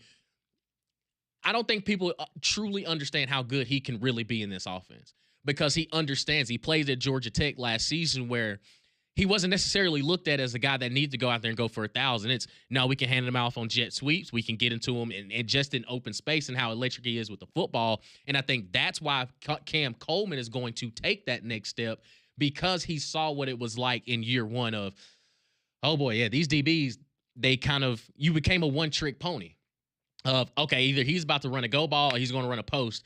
We can actually let him run across the middle, because I don't think he trusts his hands enough. And that's where you saw a little bit of those like the balls that hit his hands, he didn't run through the route. And I think that's where you kind of see the maturation of a receiver of, I'm not afraid to go across the middle. Not to say that Cam Coleman was, but you saw him kind of have those alligator arms when we're going across the middle. But I think a lot of that can kind of come with age and also with growth within the offense. So we'll keep the conversation going. We got another hour. Want to hear from you, 205-834-9450. Also take a listen to some of the coaches that we played a little bit earlier and hear from what some of the fall camp updates are from around the SEC. So you want to keep it locked here on Jox for McElroy and Cubelic in the morning. Got some more coming on the other side.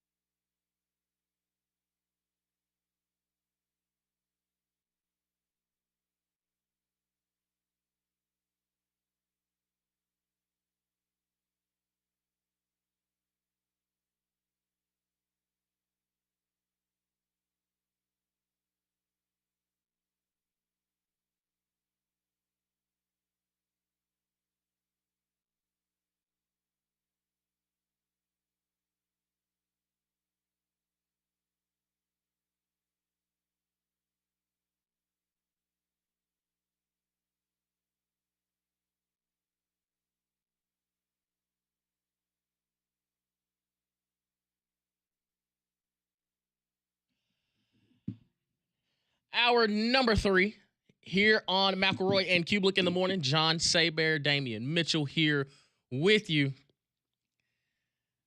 Guys are getting ready for the college football season at their college football seminar, making sure they got all their news and notes, points of attack for the college football season as they deliver the best broadcast in college football. Both Cole and Greg do a wonderful job. Appreciate them letting us hop on in, having some fun here this morning. And I want to go back to some of the clips that we heard a little bit earlier, hear from some of the coaches around the SEC, and kind of, just recapping what we heard in the second hour, discussing, Jam Miller. Ryan Grubb spoke very highly of him coming into the season, and just where do we think this Alabama offensive identity could be? Are they going to get back to the ground and pound attack to take some of the pressure off whoever is the quarterback this season? But let's hear from Steve Sarkisian, Texas head football coach, as he kind of gives a recap and just some situational football stuff. I thought we responded, really well with a lot of different aspects of the game that we've gotten ourselves into. We're through a lot of the first, second down work, done plenty of third down work, and we just started the red zone today. So situational football is alive and well for us as we'll continue to grow and not just installing plays, but learning how to play the game the way we want to play it. And it's going to look different because now they got a new sheriff in town. It's funny that his uncle's nickname was the sheriff. But Arch Manning takes over as the Texas QB this season, and there is high praise. And again, we understand that last name carries a ton of weight, but he's also been a Manning his entire life. So I think he kind of understands, I know what my uncles did. I was there for it. For the NFL version of them. But I do think that with Texas and everything that they have returning, both offensively and defensively, and we know how good of a coach, not even good, how great of a coach Steve Sarkisian is, I think that I can understand why Texas feels like, it's almost there. If they're going to, quote unquote, be back, this is probably the most realistic year that we can have a discussion where it doesn't feel like, it's the same old thing. Here we go again. But again, now Arch is QB1. I'm in the boat of, I understand that if it does go right, it could look spectacular. But how about we just wait and see? I take the wait and see approach. Because what if he goes out the first game against Ohio State, he serves up, 2 or 3 picks to Caleb Downs, and everybody's going to be like, oh, boy, he is not what we expected.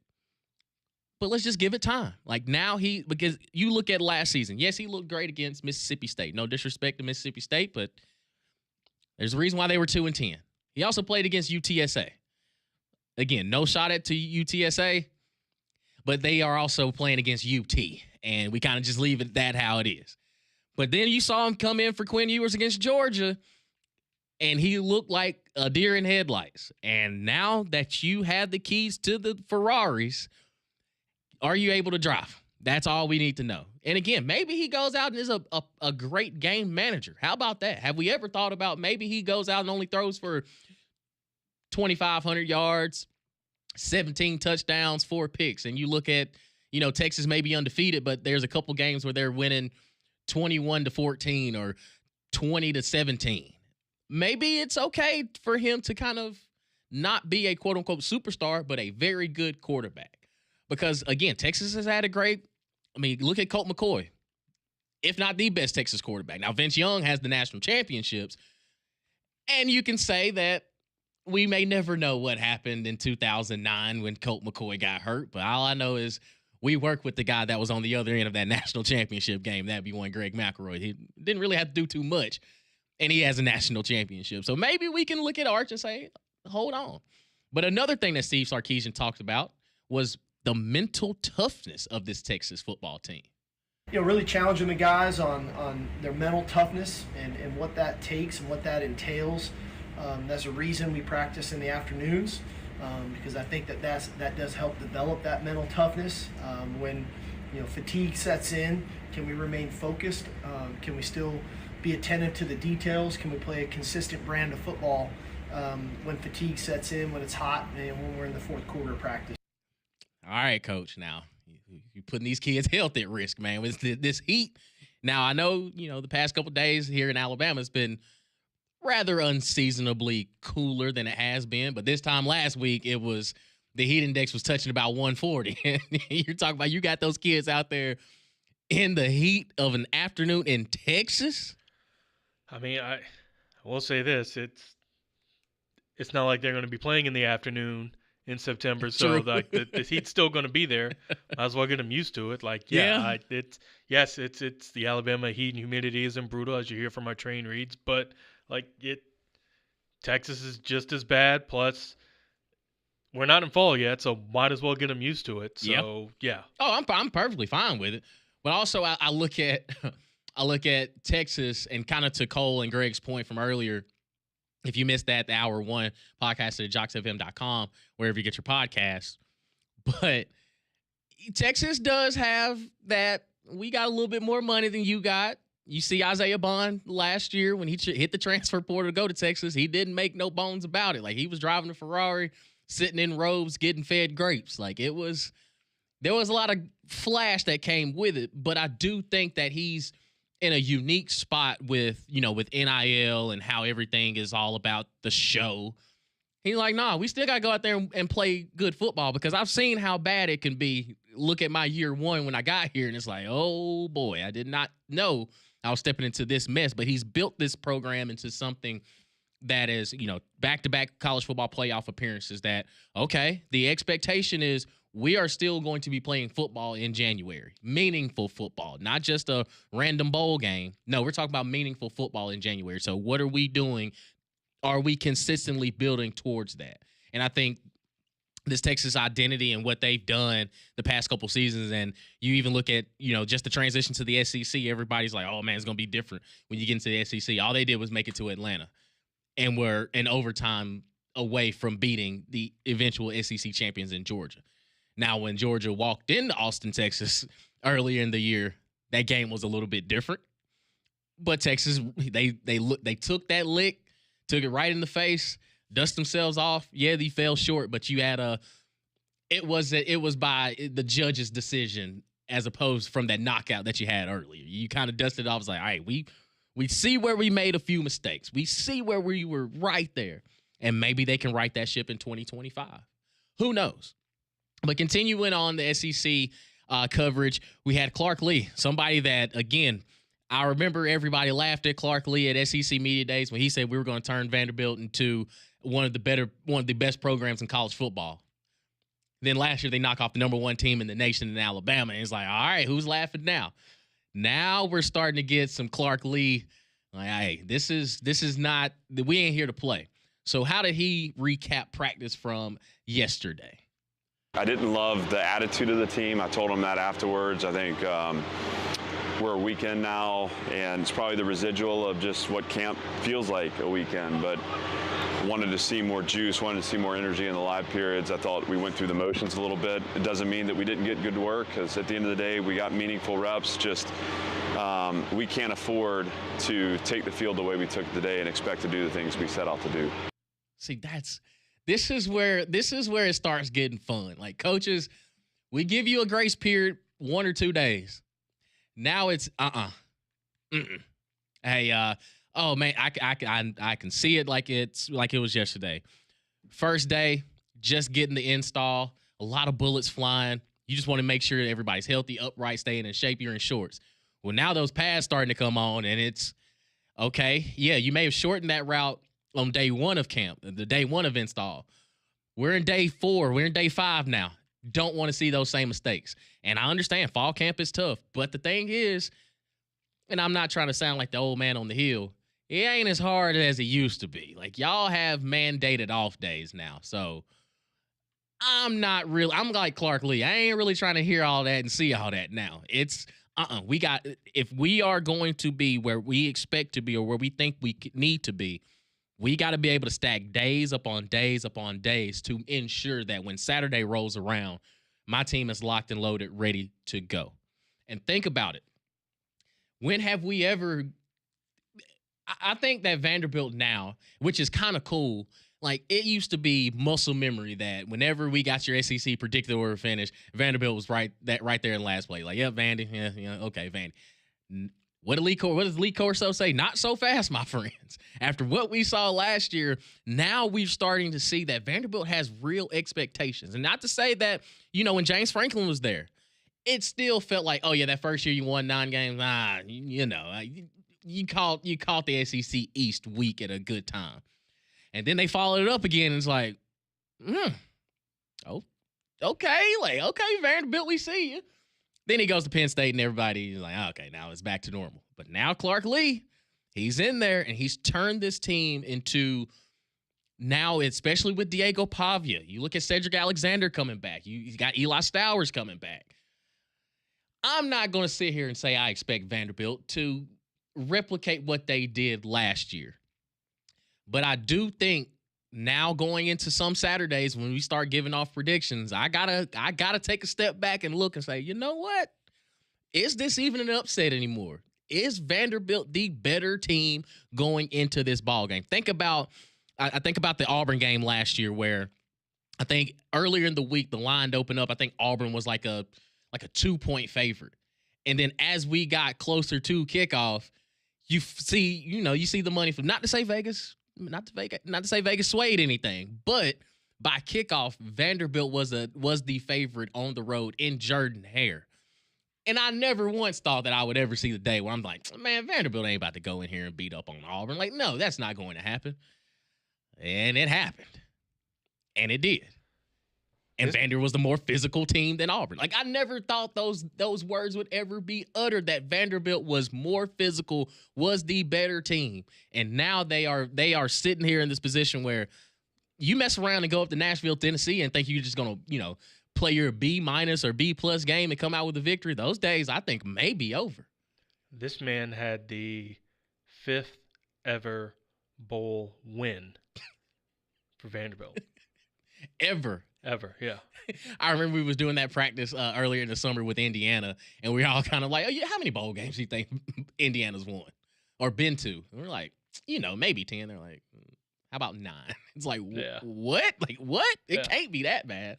But I'm excited to see what the SEC looks like. And again, when you look at, we look at Mississippi State and Jeff Lebby. I think Jeff Lebby across the board has the respect from just about everybody that you talk to. It's just an unfortunate situation that he's put in. But the thing is, he makes no excuses about it. When we hear from Brian Haydad, when he hops on the show with us and he discusses, he makes no bones about it. We were not an SEC football team. We just weren't. Not to say that, but the one thing that you could not deny is that Mississippi State, game in, game out, they just didn't lay down. It was just, man, we ain't talented enough, but by God, we are still going to be fighting. We're still going to be clawing. And I think that's what has made Mississippi State the team that they are. It's the fact that they just never give up. Like, they may just not be talented enough, but by God, they are going to die fighting. And I think, with Mike Leach coming in and his untimely death, and then the transition from him to Zach Arnett, who I just don't think was ready to be a head coach, especially not in the SEC, it was an identity shift. And then Jeff Lebby's kind of coming in with the bones absolutely bare. And it's like, man, I have got some work to do. But he never, not once did you think like, man, this Mississippi State team ain't, like, they're just laying down. Nah, they just weren't talented enough to make those plays. Because you look at the game they had against Georgia on the road, and it's like, wait a minute. You look at that score, and it's like, why is Mississippi State all of a sudden in a dog, no pun intended, in a dog fight with Georgia? Like, what? It's because they weren't afraid. They literally gave everything they possibly could. So I think that when you look at the SEC, there's more parity than there has been in years past where, I mean, you look at the logjam between, team 4 to team 12, and it's like, you could tell me that Oklahoma is going to end up being the 4th best team in the SEC. I could believe you. You could tell me Auburn is going to be the 4th best team in the SEC. I can believe you. You could tell me Alabama may be the 4th best team in the SEC. I could believe you. Because I do think Texas is kind of that, they're sitting at the top spot. But everybody else on any given Saturday, I can honestly think that, hey, anything could possibly happen. But that's what makes the SEC so fun, and I think that was what we're going to get in 2025. So we'll continue with the SEC conversation on the other side. Again, you can, if you want to text in, call in 205-834-9450 for any of the topics that we talked about earlier with the SEC offensive or defensive players of the year. Just the run game in general, is it back in the SEC? We want to hear from you. The floor is yours, 205-834-9450. We'll keep it going on the other side. Keep it locked here on Jox.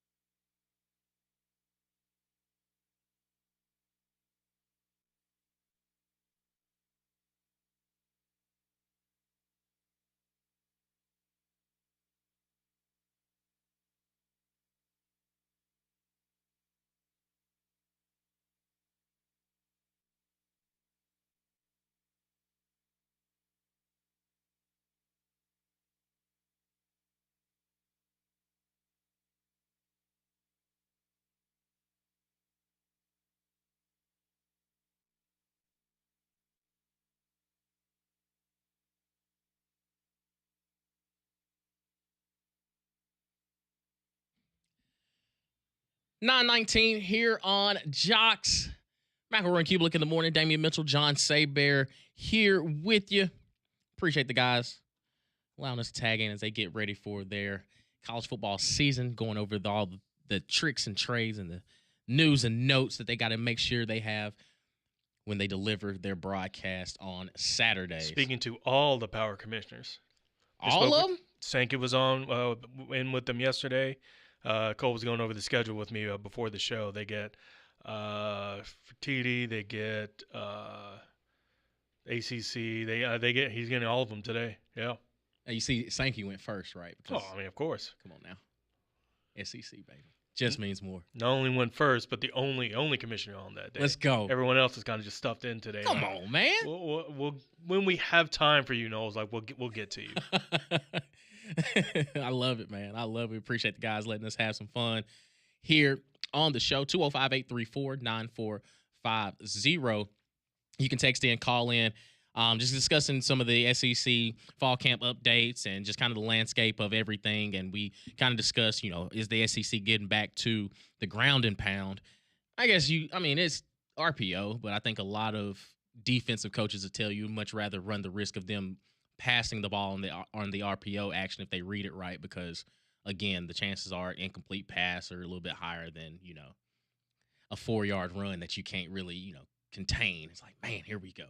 And I love the fact, and of course, Cole is, chairman of the Joe Moore Award. And I think it's kind of interesting whenever I get a chance to kind of like just hear him and kind of rack his brain of how offensive line is looked at now because of the changing landscape of football, where I think he's from the old school ground and pound. Like, he knows what road graders look like when it comes to like laying down and just absolutely when it's time to, when there's 3 minutes left in the ball game, his front five know it's on us. Whereas now, because of the rules of the game, offensive linemen can't be, so many yards down the field on these RPOs. It's hard to find those true maulers anymore, where it's like, nah, that's a guard that if they're running power, that's exactly who they're running behind. And I think that's why you see so much of the run game being so wide, or they kind of hide it or disguise it with zones and stuff, because now you can work your way up, where as long as you just put a hand on somebody, it's up to the running back to make the decision, or I need to make this cut here. Do I bounce it outside? Do I get up in between the tackles? And you see a lot of, just kind of the style of runs are a little bit different. And even on the defense side, you look at linebackers now. There ain't too many more Brian Urlachers or Ray Lewis's in the middle of anymore. It's more sleek, athletic guys like a Deontay Lawson. Like, we look at Deontay Lawson as one of the better linebackers, but he ain't, but like 220, maybe 230 at the heaviest. But long gone are the James Laurinaitis years of, 255, 260 with the neck roll. Like, those days are gone. But I think that it's still the identity and the makeup of what makes college football, or football in general. You still got to be able to run the football. So we want to hear from you on the Jox text line. People are texting in. D texts in, says, Crimson looks good on you, Damien. Appreciate it. Roll Tide. Somebody texts in and says, worth noting that Hugh Freeze has lost Diego Pavia 3 times. I wasn't going to bring it up, but that is an actual fact. It's a fact. Beat him at Liberty and beat him at Auburn twice with 2 different schools, with New Mexico State coming in that day, and a game that Auburn fans tend to forget, but it did happen. You lost to him there at New Mexico State. And also while he was at Liberty, you lost to him at New Mexico State. And then when you got to Vanderbilt, the tune is still the same. And I think for Diego Pavia, kind of discussing Diego Pavia, and you heard Clark Lee's discussion of, just where his team was. They were just going through the motions. I find that difficult to believe because of the fact that Diego Pavia has kind of pushed himself into this. I'm not going to say, I will say it. I think he's kind of the villain of the SEC. But you know what? I think it's more anti-hero. I think he's more anti-hero because it's the fact that you like his moxie as long as it's not against your team that he's doing this to. But he's also doing this at Vanderbilt. Now, I think it'd be a little bit different if he was doing this at Auburn, Alabama, Georgia, where it's like, I do not want to see that guy. But he's given Vanderbilt this kind of edge where nobody expected it. And I think when you look at Diego Pavia, no, he's not the most talented quarterback, but I think he's the most valuable quarterback in the SEC. I kind of look at him. I would say DJ Lagway and Lenore Sellers are in that mode, in that kind of tier. But I would put Diego Pavia as one of the most valuable, not just valuable quarterback. I think he's one of the most valuable players in the SEC because of the fact if he goes down, couldn't tell you what Vanderbilt's going to look like. I think he gives them that certain edge where you got a little bit of hope. Like if he was anywhere else, like I don't think he would start over DJ Lagway. Don't think he would start over Garrett Nussmeier. Don't necessarily think he would start over Lenore. I don't think he would start over Lenore Sellers. I don't think he would start over John Mateer. But you could have a conversation. If he was at Auburn right now, I think that Auburn would feel a lot better about their season than they do right now with the quote-unquote unknown of Jackson Arnold. Like, have we seen Jackson Arnold at his full capacity? Whereas if you would have put Diego Pavia on that Vanderbilt team, on that Oklahoma team last year, even with the injuries, I think that Oklahoma fans would be like, you know what? I think we can rock with this because of the fact that he's going to make something out of completely nothing. And I think Jackson Arnold, not necessarily, I don't think talent-wise he couldn't have done it, but I think once he lost it between the ears, all hope was lost. Like getting benched and then getting back into the starting lineup, and it's kind of that, okay, where's his confidence at? Whereas Diego Pavia, you ain't even got to coach the confidence. You know, as soon as he takes that first snap, like, yeah, he thinks he can throw this thing all over the yard and also run this thing all over the yard. So you feel that more so than Taylor Green? Is that because you just don't know what Vanderbilt has as backup? Right. And you feel like the moxie that Diego is displaying is permeating over the team. Well, not just his combination of his confidence and, well, more so Clark Lee's confidence in the aura that Diego brings. So if they lose that, no matter what's back there, they could have the second coming of Cam Newton as the backup when you just maybe because we just don't know. Whereas Taylor, and also maybe the expectations we have of them, we expect them. Yeah, if they fall back to earth, okay, kind of we figured that, but maybe as Arkansas, we kind of feel like they're a little bit on the rise. Like, okay, like they got things seemingly right with Bobby Petrino, and the hot seat talk has dialed back a little bit. Second year back in, it's like, all right, let's see what can happen. But then again, Taylor Green goes down. It's like, all right, well, what's Arkansas now? Yeah, and I really do like Taylor Green. I've made it a point, like, man, he's kind of like my dark horse of if Arkansas is going to have success, it's going to be because of him. But I don't know if Arkansas is in a different situation if you were to swap. Like, if I had a quarterback swap between Diego Pavia and Taylor Green, I don't think it changes the expectations for either one. I think it just gives Arkansas a little bit more of an edge where, Taylor Green, outside of SEC media days, you don't really hear too much about him, but I think his talent, because we've seen, like, he's a long strider. He can make some difficult throws, but he's just inconsistent enough where it's like, yeah, I can see. Because again, like that Oklahoma State game just should not have happened. It shouldn't have happened. And I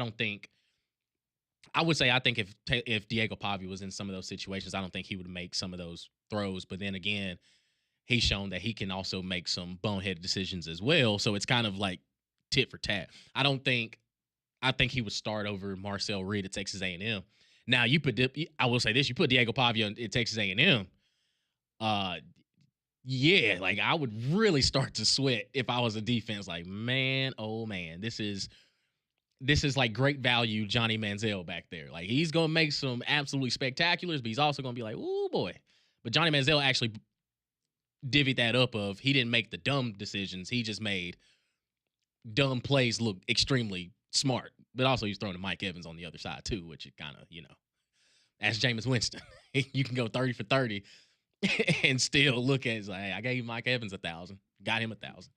But I think that for Diego Pavia, it's now he wants the target on his back. Like he's just crazy enough of, nah, I want the smoke. Bring it to me. And it's like, man, you play at Vanderbilt, dude. Like, calm down.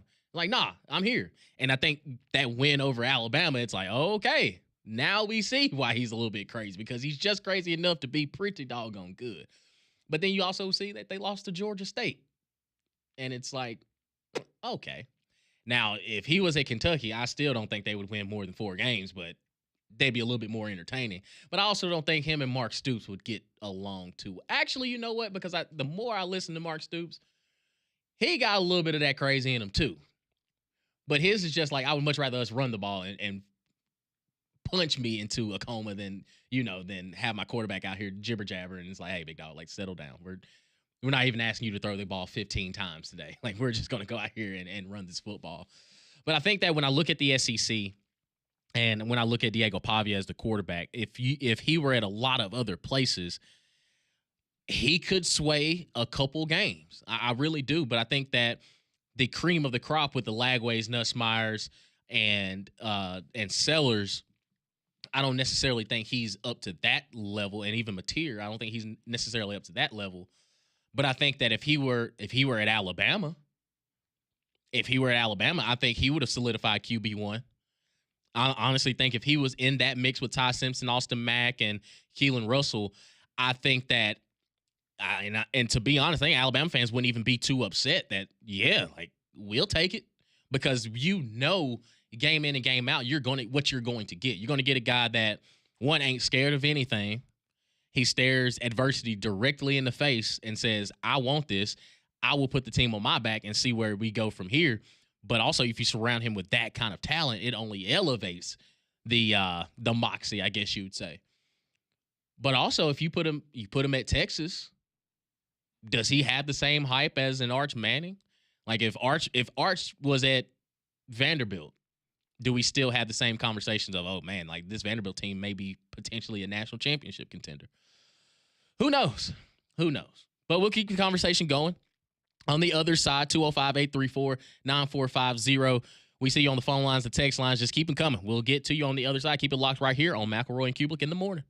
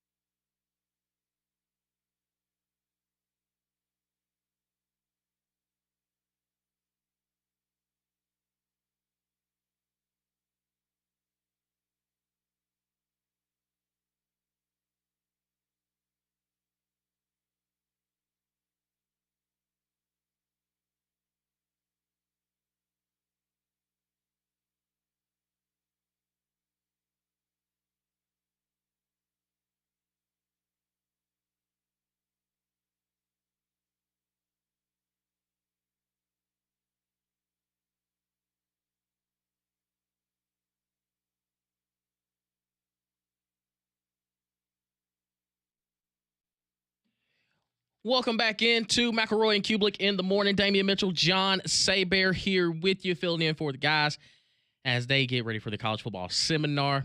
Again, we appreciate them so much as they continue to deliver some of the best broadcasts across college football.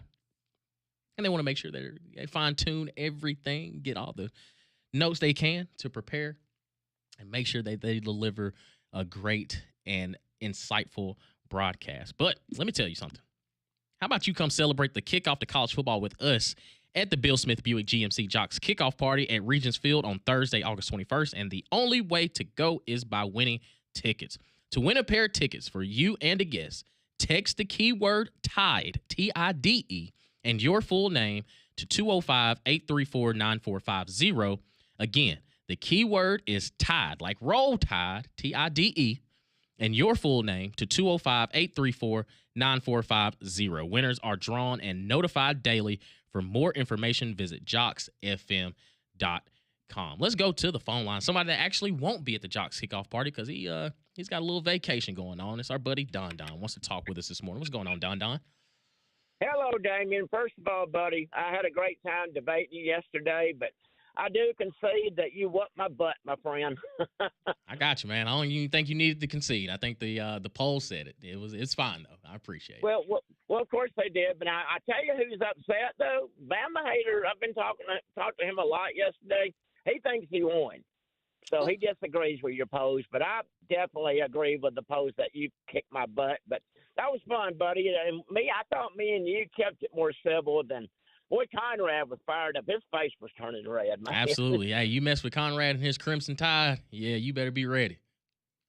Okay, but on your question about the about offense and defensive MVPs, I'm not sure. I mean, I've been driving, so I don't know if you saw my text or not, but I really like my boy Singleton's chances to be the offensive MVP. I think he's just going to have a huge year, and he's probably going to be. And with you being a receiver, he's probably going to be our first wide receiver to have 1,000 yards since Ronnie Daniels. That's my prediction. So, okay. Didn't you say last year that Cam Coleman was Calvin Johnson 2.0, and now all of a sudden another receiver is going to come in? Another receiver is going to come in and be SEC Offensive Player of the Year? Now, Cam had a good year, but you know what? I was wrong, and I admitted yesterday I was wrong a lot. I was wrong on that because he dropped a lot of passes last year, Dave. He really did. And reading the practice report the other day, the best pass Jackson Arnold threw in the whole practice, Cam dropped it. Yeah, that's one thing that'll keep you off the field. That'll keep you from having success. Okay, but on your running back analogy though, I agree with you, man. I mean, Auburn has to have a good running game to really succeed. I mean, I know they're going to have hopefully have a good passing game. We'll see what Jackson Arnold's all about. You know, I told you yesterday that my confidence level on him was about 60-40. We'll see everything because, you know, but I don't think he's going to throw as many interceptions as our quarterbacks did last year, mainly Thorne. Everything because Thorne had like 2 games where he threw 5 interceptions in 2 games. Now, the key thing on my team this year, D and John, is my field goal kicker's back. McPherson's back. So that. If ever you needed any evidence to wonder why he lost the debate. Thank you. That was it right there. Like we went from Jackson Arnold not being Peyton Thorne on board with it. Absolutely. Because you know what? If you score more touchdowns, you ain't even got to worry about your field goal kicker, dog. Like you ain't got to worry about it. Field goal kicking, yes, while poor last year, would not have affected any of the outcomes. There was those one games like, oh, if we just made that one, okay, you would have lost by 4 instead of 7. Oh, okay, so what? That's your homeboy, man. Man, hey. I don't know. I feel like, again, no disrespect to special teams. They are a third of the game. They really are. They are very, very important.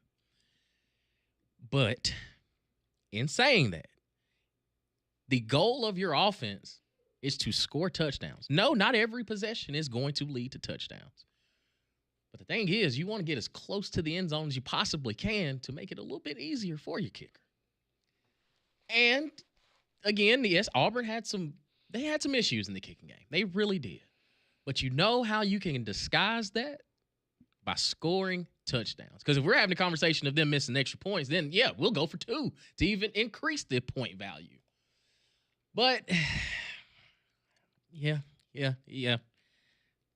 I think, your defense is, and when I look at Auburn, the only question marks I really, really have, both offensively and defensively, on the offensive side, because, again, I think Jackson Arnold is immensely talented. I really, really do. I think that if it all goes right and he has it between the ears, like he doesn't lose the confidence that Hugh Freeze is manufacturing for him, I think he can get it done. I really, really do. The pieces are there. You just need to put it somewhere around them, and they will do the rest. You have too many weapons at your disposal for you to fail. I really believe that. I just think you have to marry that up with the run game. What if it's a monsoon outside? Think of Ole Miss and Georgia last year. Well, Ole Miss, I never once thought that I was ever going to see that Ole Miss was going to run the football down Georgia's throat, and that exactly happened. What if there's a game where Jackson Arnold, it's slippery outside? You got to run the football. I've seen Damari Austin fumble on the way to the end zone. Jox. I've seen it happen. I've also seen Jeremiah Cobb come in and spell things, but also we need to see if Hugh Freeze can commit to running the football. And that's another part where you had the best running back in the league last year in Jarquez Hunter, and you still didn't find a way to just give it to him. Like, in the Iron Bowl, they gave it to Jarquez Hunter for him to throw the ball. Like, Jarquez Hunter ain't your quarterback, man. Peyton Thorne is. He could have thrown the same interception for you in a regular drop back, but you decided to run a trick play and you put him in that position. If everybody that I've read and everything that I've seen, that Auburn's offensive line is better. That's amazing, but you have to commit to them. If they are better, make us show us on Saturdays that you believe that they're better. Run the football. And I think that will separate Auburn from being a decent to good to great football team. It really, really will. Defensively, I don't have any question marks on the front seven. I think what you got and Malik Blockton, Keldrick Falk, DeMarcus Riddick, that front seven, they going to be good. The only question I have is the secondary. Now, they're telling me that Caden Lee and Champ Anthony are doing well in the secondary. That's great. But are they locked down? Like, are they going to be guys that say, like, nah, man, it is going to be difficult to get open on these DBs? Because I do think DJ Durkin is one of the best, if not the best defensive coordinator right now in the SEC. He was not the Achilles heel defensively last year. He wasn't. Like, he was putting those guys in some great positions. They were just young. That was the only thing. They were just young. Now those guys, year 2 in the system, it's okay, we can probably pin our ears back and let these boys play, especially up front. I have no question marks on Auburn front seven. I don't think there's going to be many teams that can just line up and say, hey, we are running down Auburn's throat. No, I don't see that happen. I really do not. The only get is going to be the secondary. And again, that's just what's going. I got to see it week to week. But I have optimism in this Auburn team. And again, Jackson Arnold, if he is not the head case, I am not even worried about Auburn offensively because they're going to be able to score some points. No ands, ifs, or buts about it. Like the scheme that Hugh Freeze runs, they're designed to put up a lot of points and a lot of yards. It's just decision-making at the quarterback position. And I think that's what held Auburn back last year with Peyton Thorne. And again, his receivers didn't necessarily help. Now, in year 1, it was just a complete mess. It was. The receiver core was not even close to being good. Last year, you had the talent, and again, they were young too. But Keandre Lambert-Smith ended up being your number 1 guy. And, I mean, if you watch the Hall of Fame game the other day, it looks like he may mess around there and find him a roster spot. But also, I think the decision-making at the quarterback position, it just has to be those winning plays, like those 3rd and mediums, those 3rd and shorts. You got to be able to make the plays when they're called. So, didn't think I was going to go down that rabbit hole, but I do think that Auburn should, as an Auburn fan, like, you should be confident. But also there is a error of caution in there because it could be bad. It could be. But we shall see. 205-834-9450. We'll hear from you on the other side before we wrap things up here on Mac and Cube in the morning.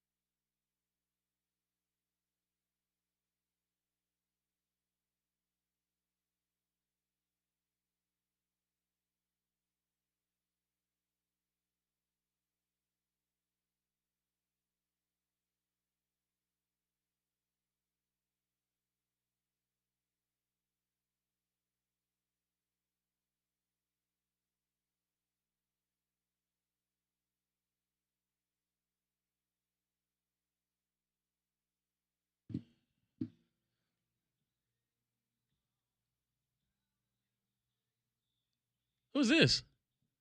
This is Chris Cornell, the lead singer of Soundgarden and Audioslave.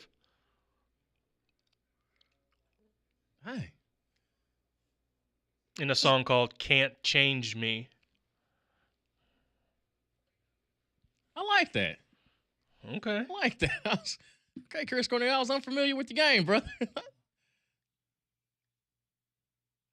do like that. Welcome back into McElroy and Cubelic in the morning. Damian Mitchell, John Saber here with you for a few more moments as we get you set for a three-man front coming up at the top of the hour. And we want to hear from you before we get up out of here. 205-834-9450. You can text, you can call in. Somebody texts in completely off topic, but Auburn should have hired Cadillac Williams to be their head coach. Well, we're 3 years in now, man. That ship has kind of sailed. And again, no disrespect to Cadillac Williams. He was not ready to be a head coach in the SEC. Like that was, I mean, there's a lot of love though. A lot of love because I mean, he was 1000%. He bled orange and blues. He probably still does. But he was not prepared to step into that mess for all the think about all the things that these coaches have to deal with. And you trying to put that on Cadillac? Like, come on, man. Now coaching running backs, 1000%. But as far as the day-to-day processing and trying to recruit and doing all this stuff, public speaking, and like, how mad would people have been if Cadillac Williams was on the golf course during this recruiting period? Y'all remember he went 2-2, right? Right. And one of those was Western Kentucky. And yes, it was a great win, the home win against Texas A&M and all that. But the week before, he lost to Mississippi State in overtime. Right. Like, yeah. Like, again, love Cadillac Williams. Absolutely love Cadillac Williams, but I don't think he was ready to be a head coach. Scotty in Alpine, he takes in, Auburn has all the tools and talent this year. The only question they have is Hugh Freeze.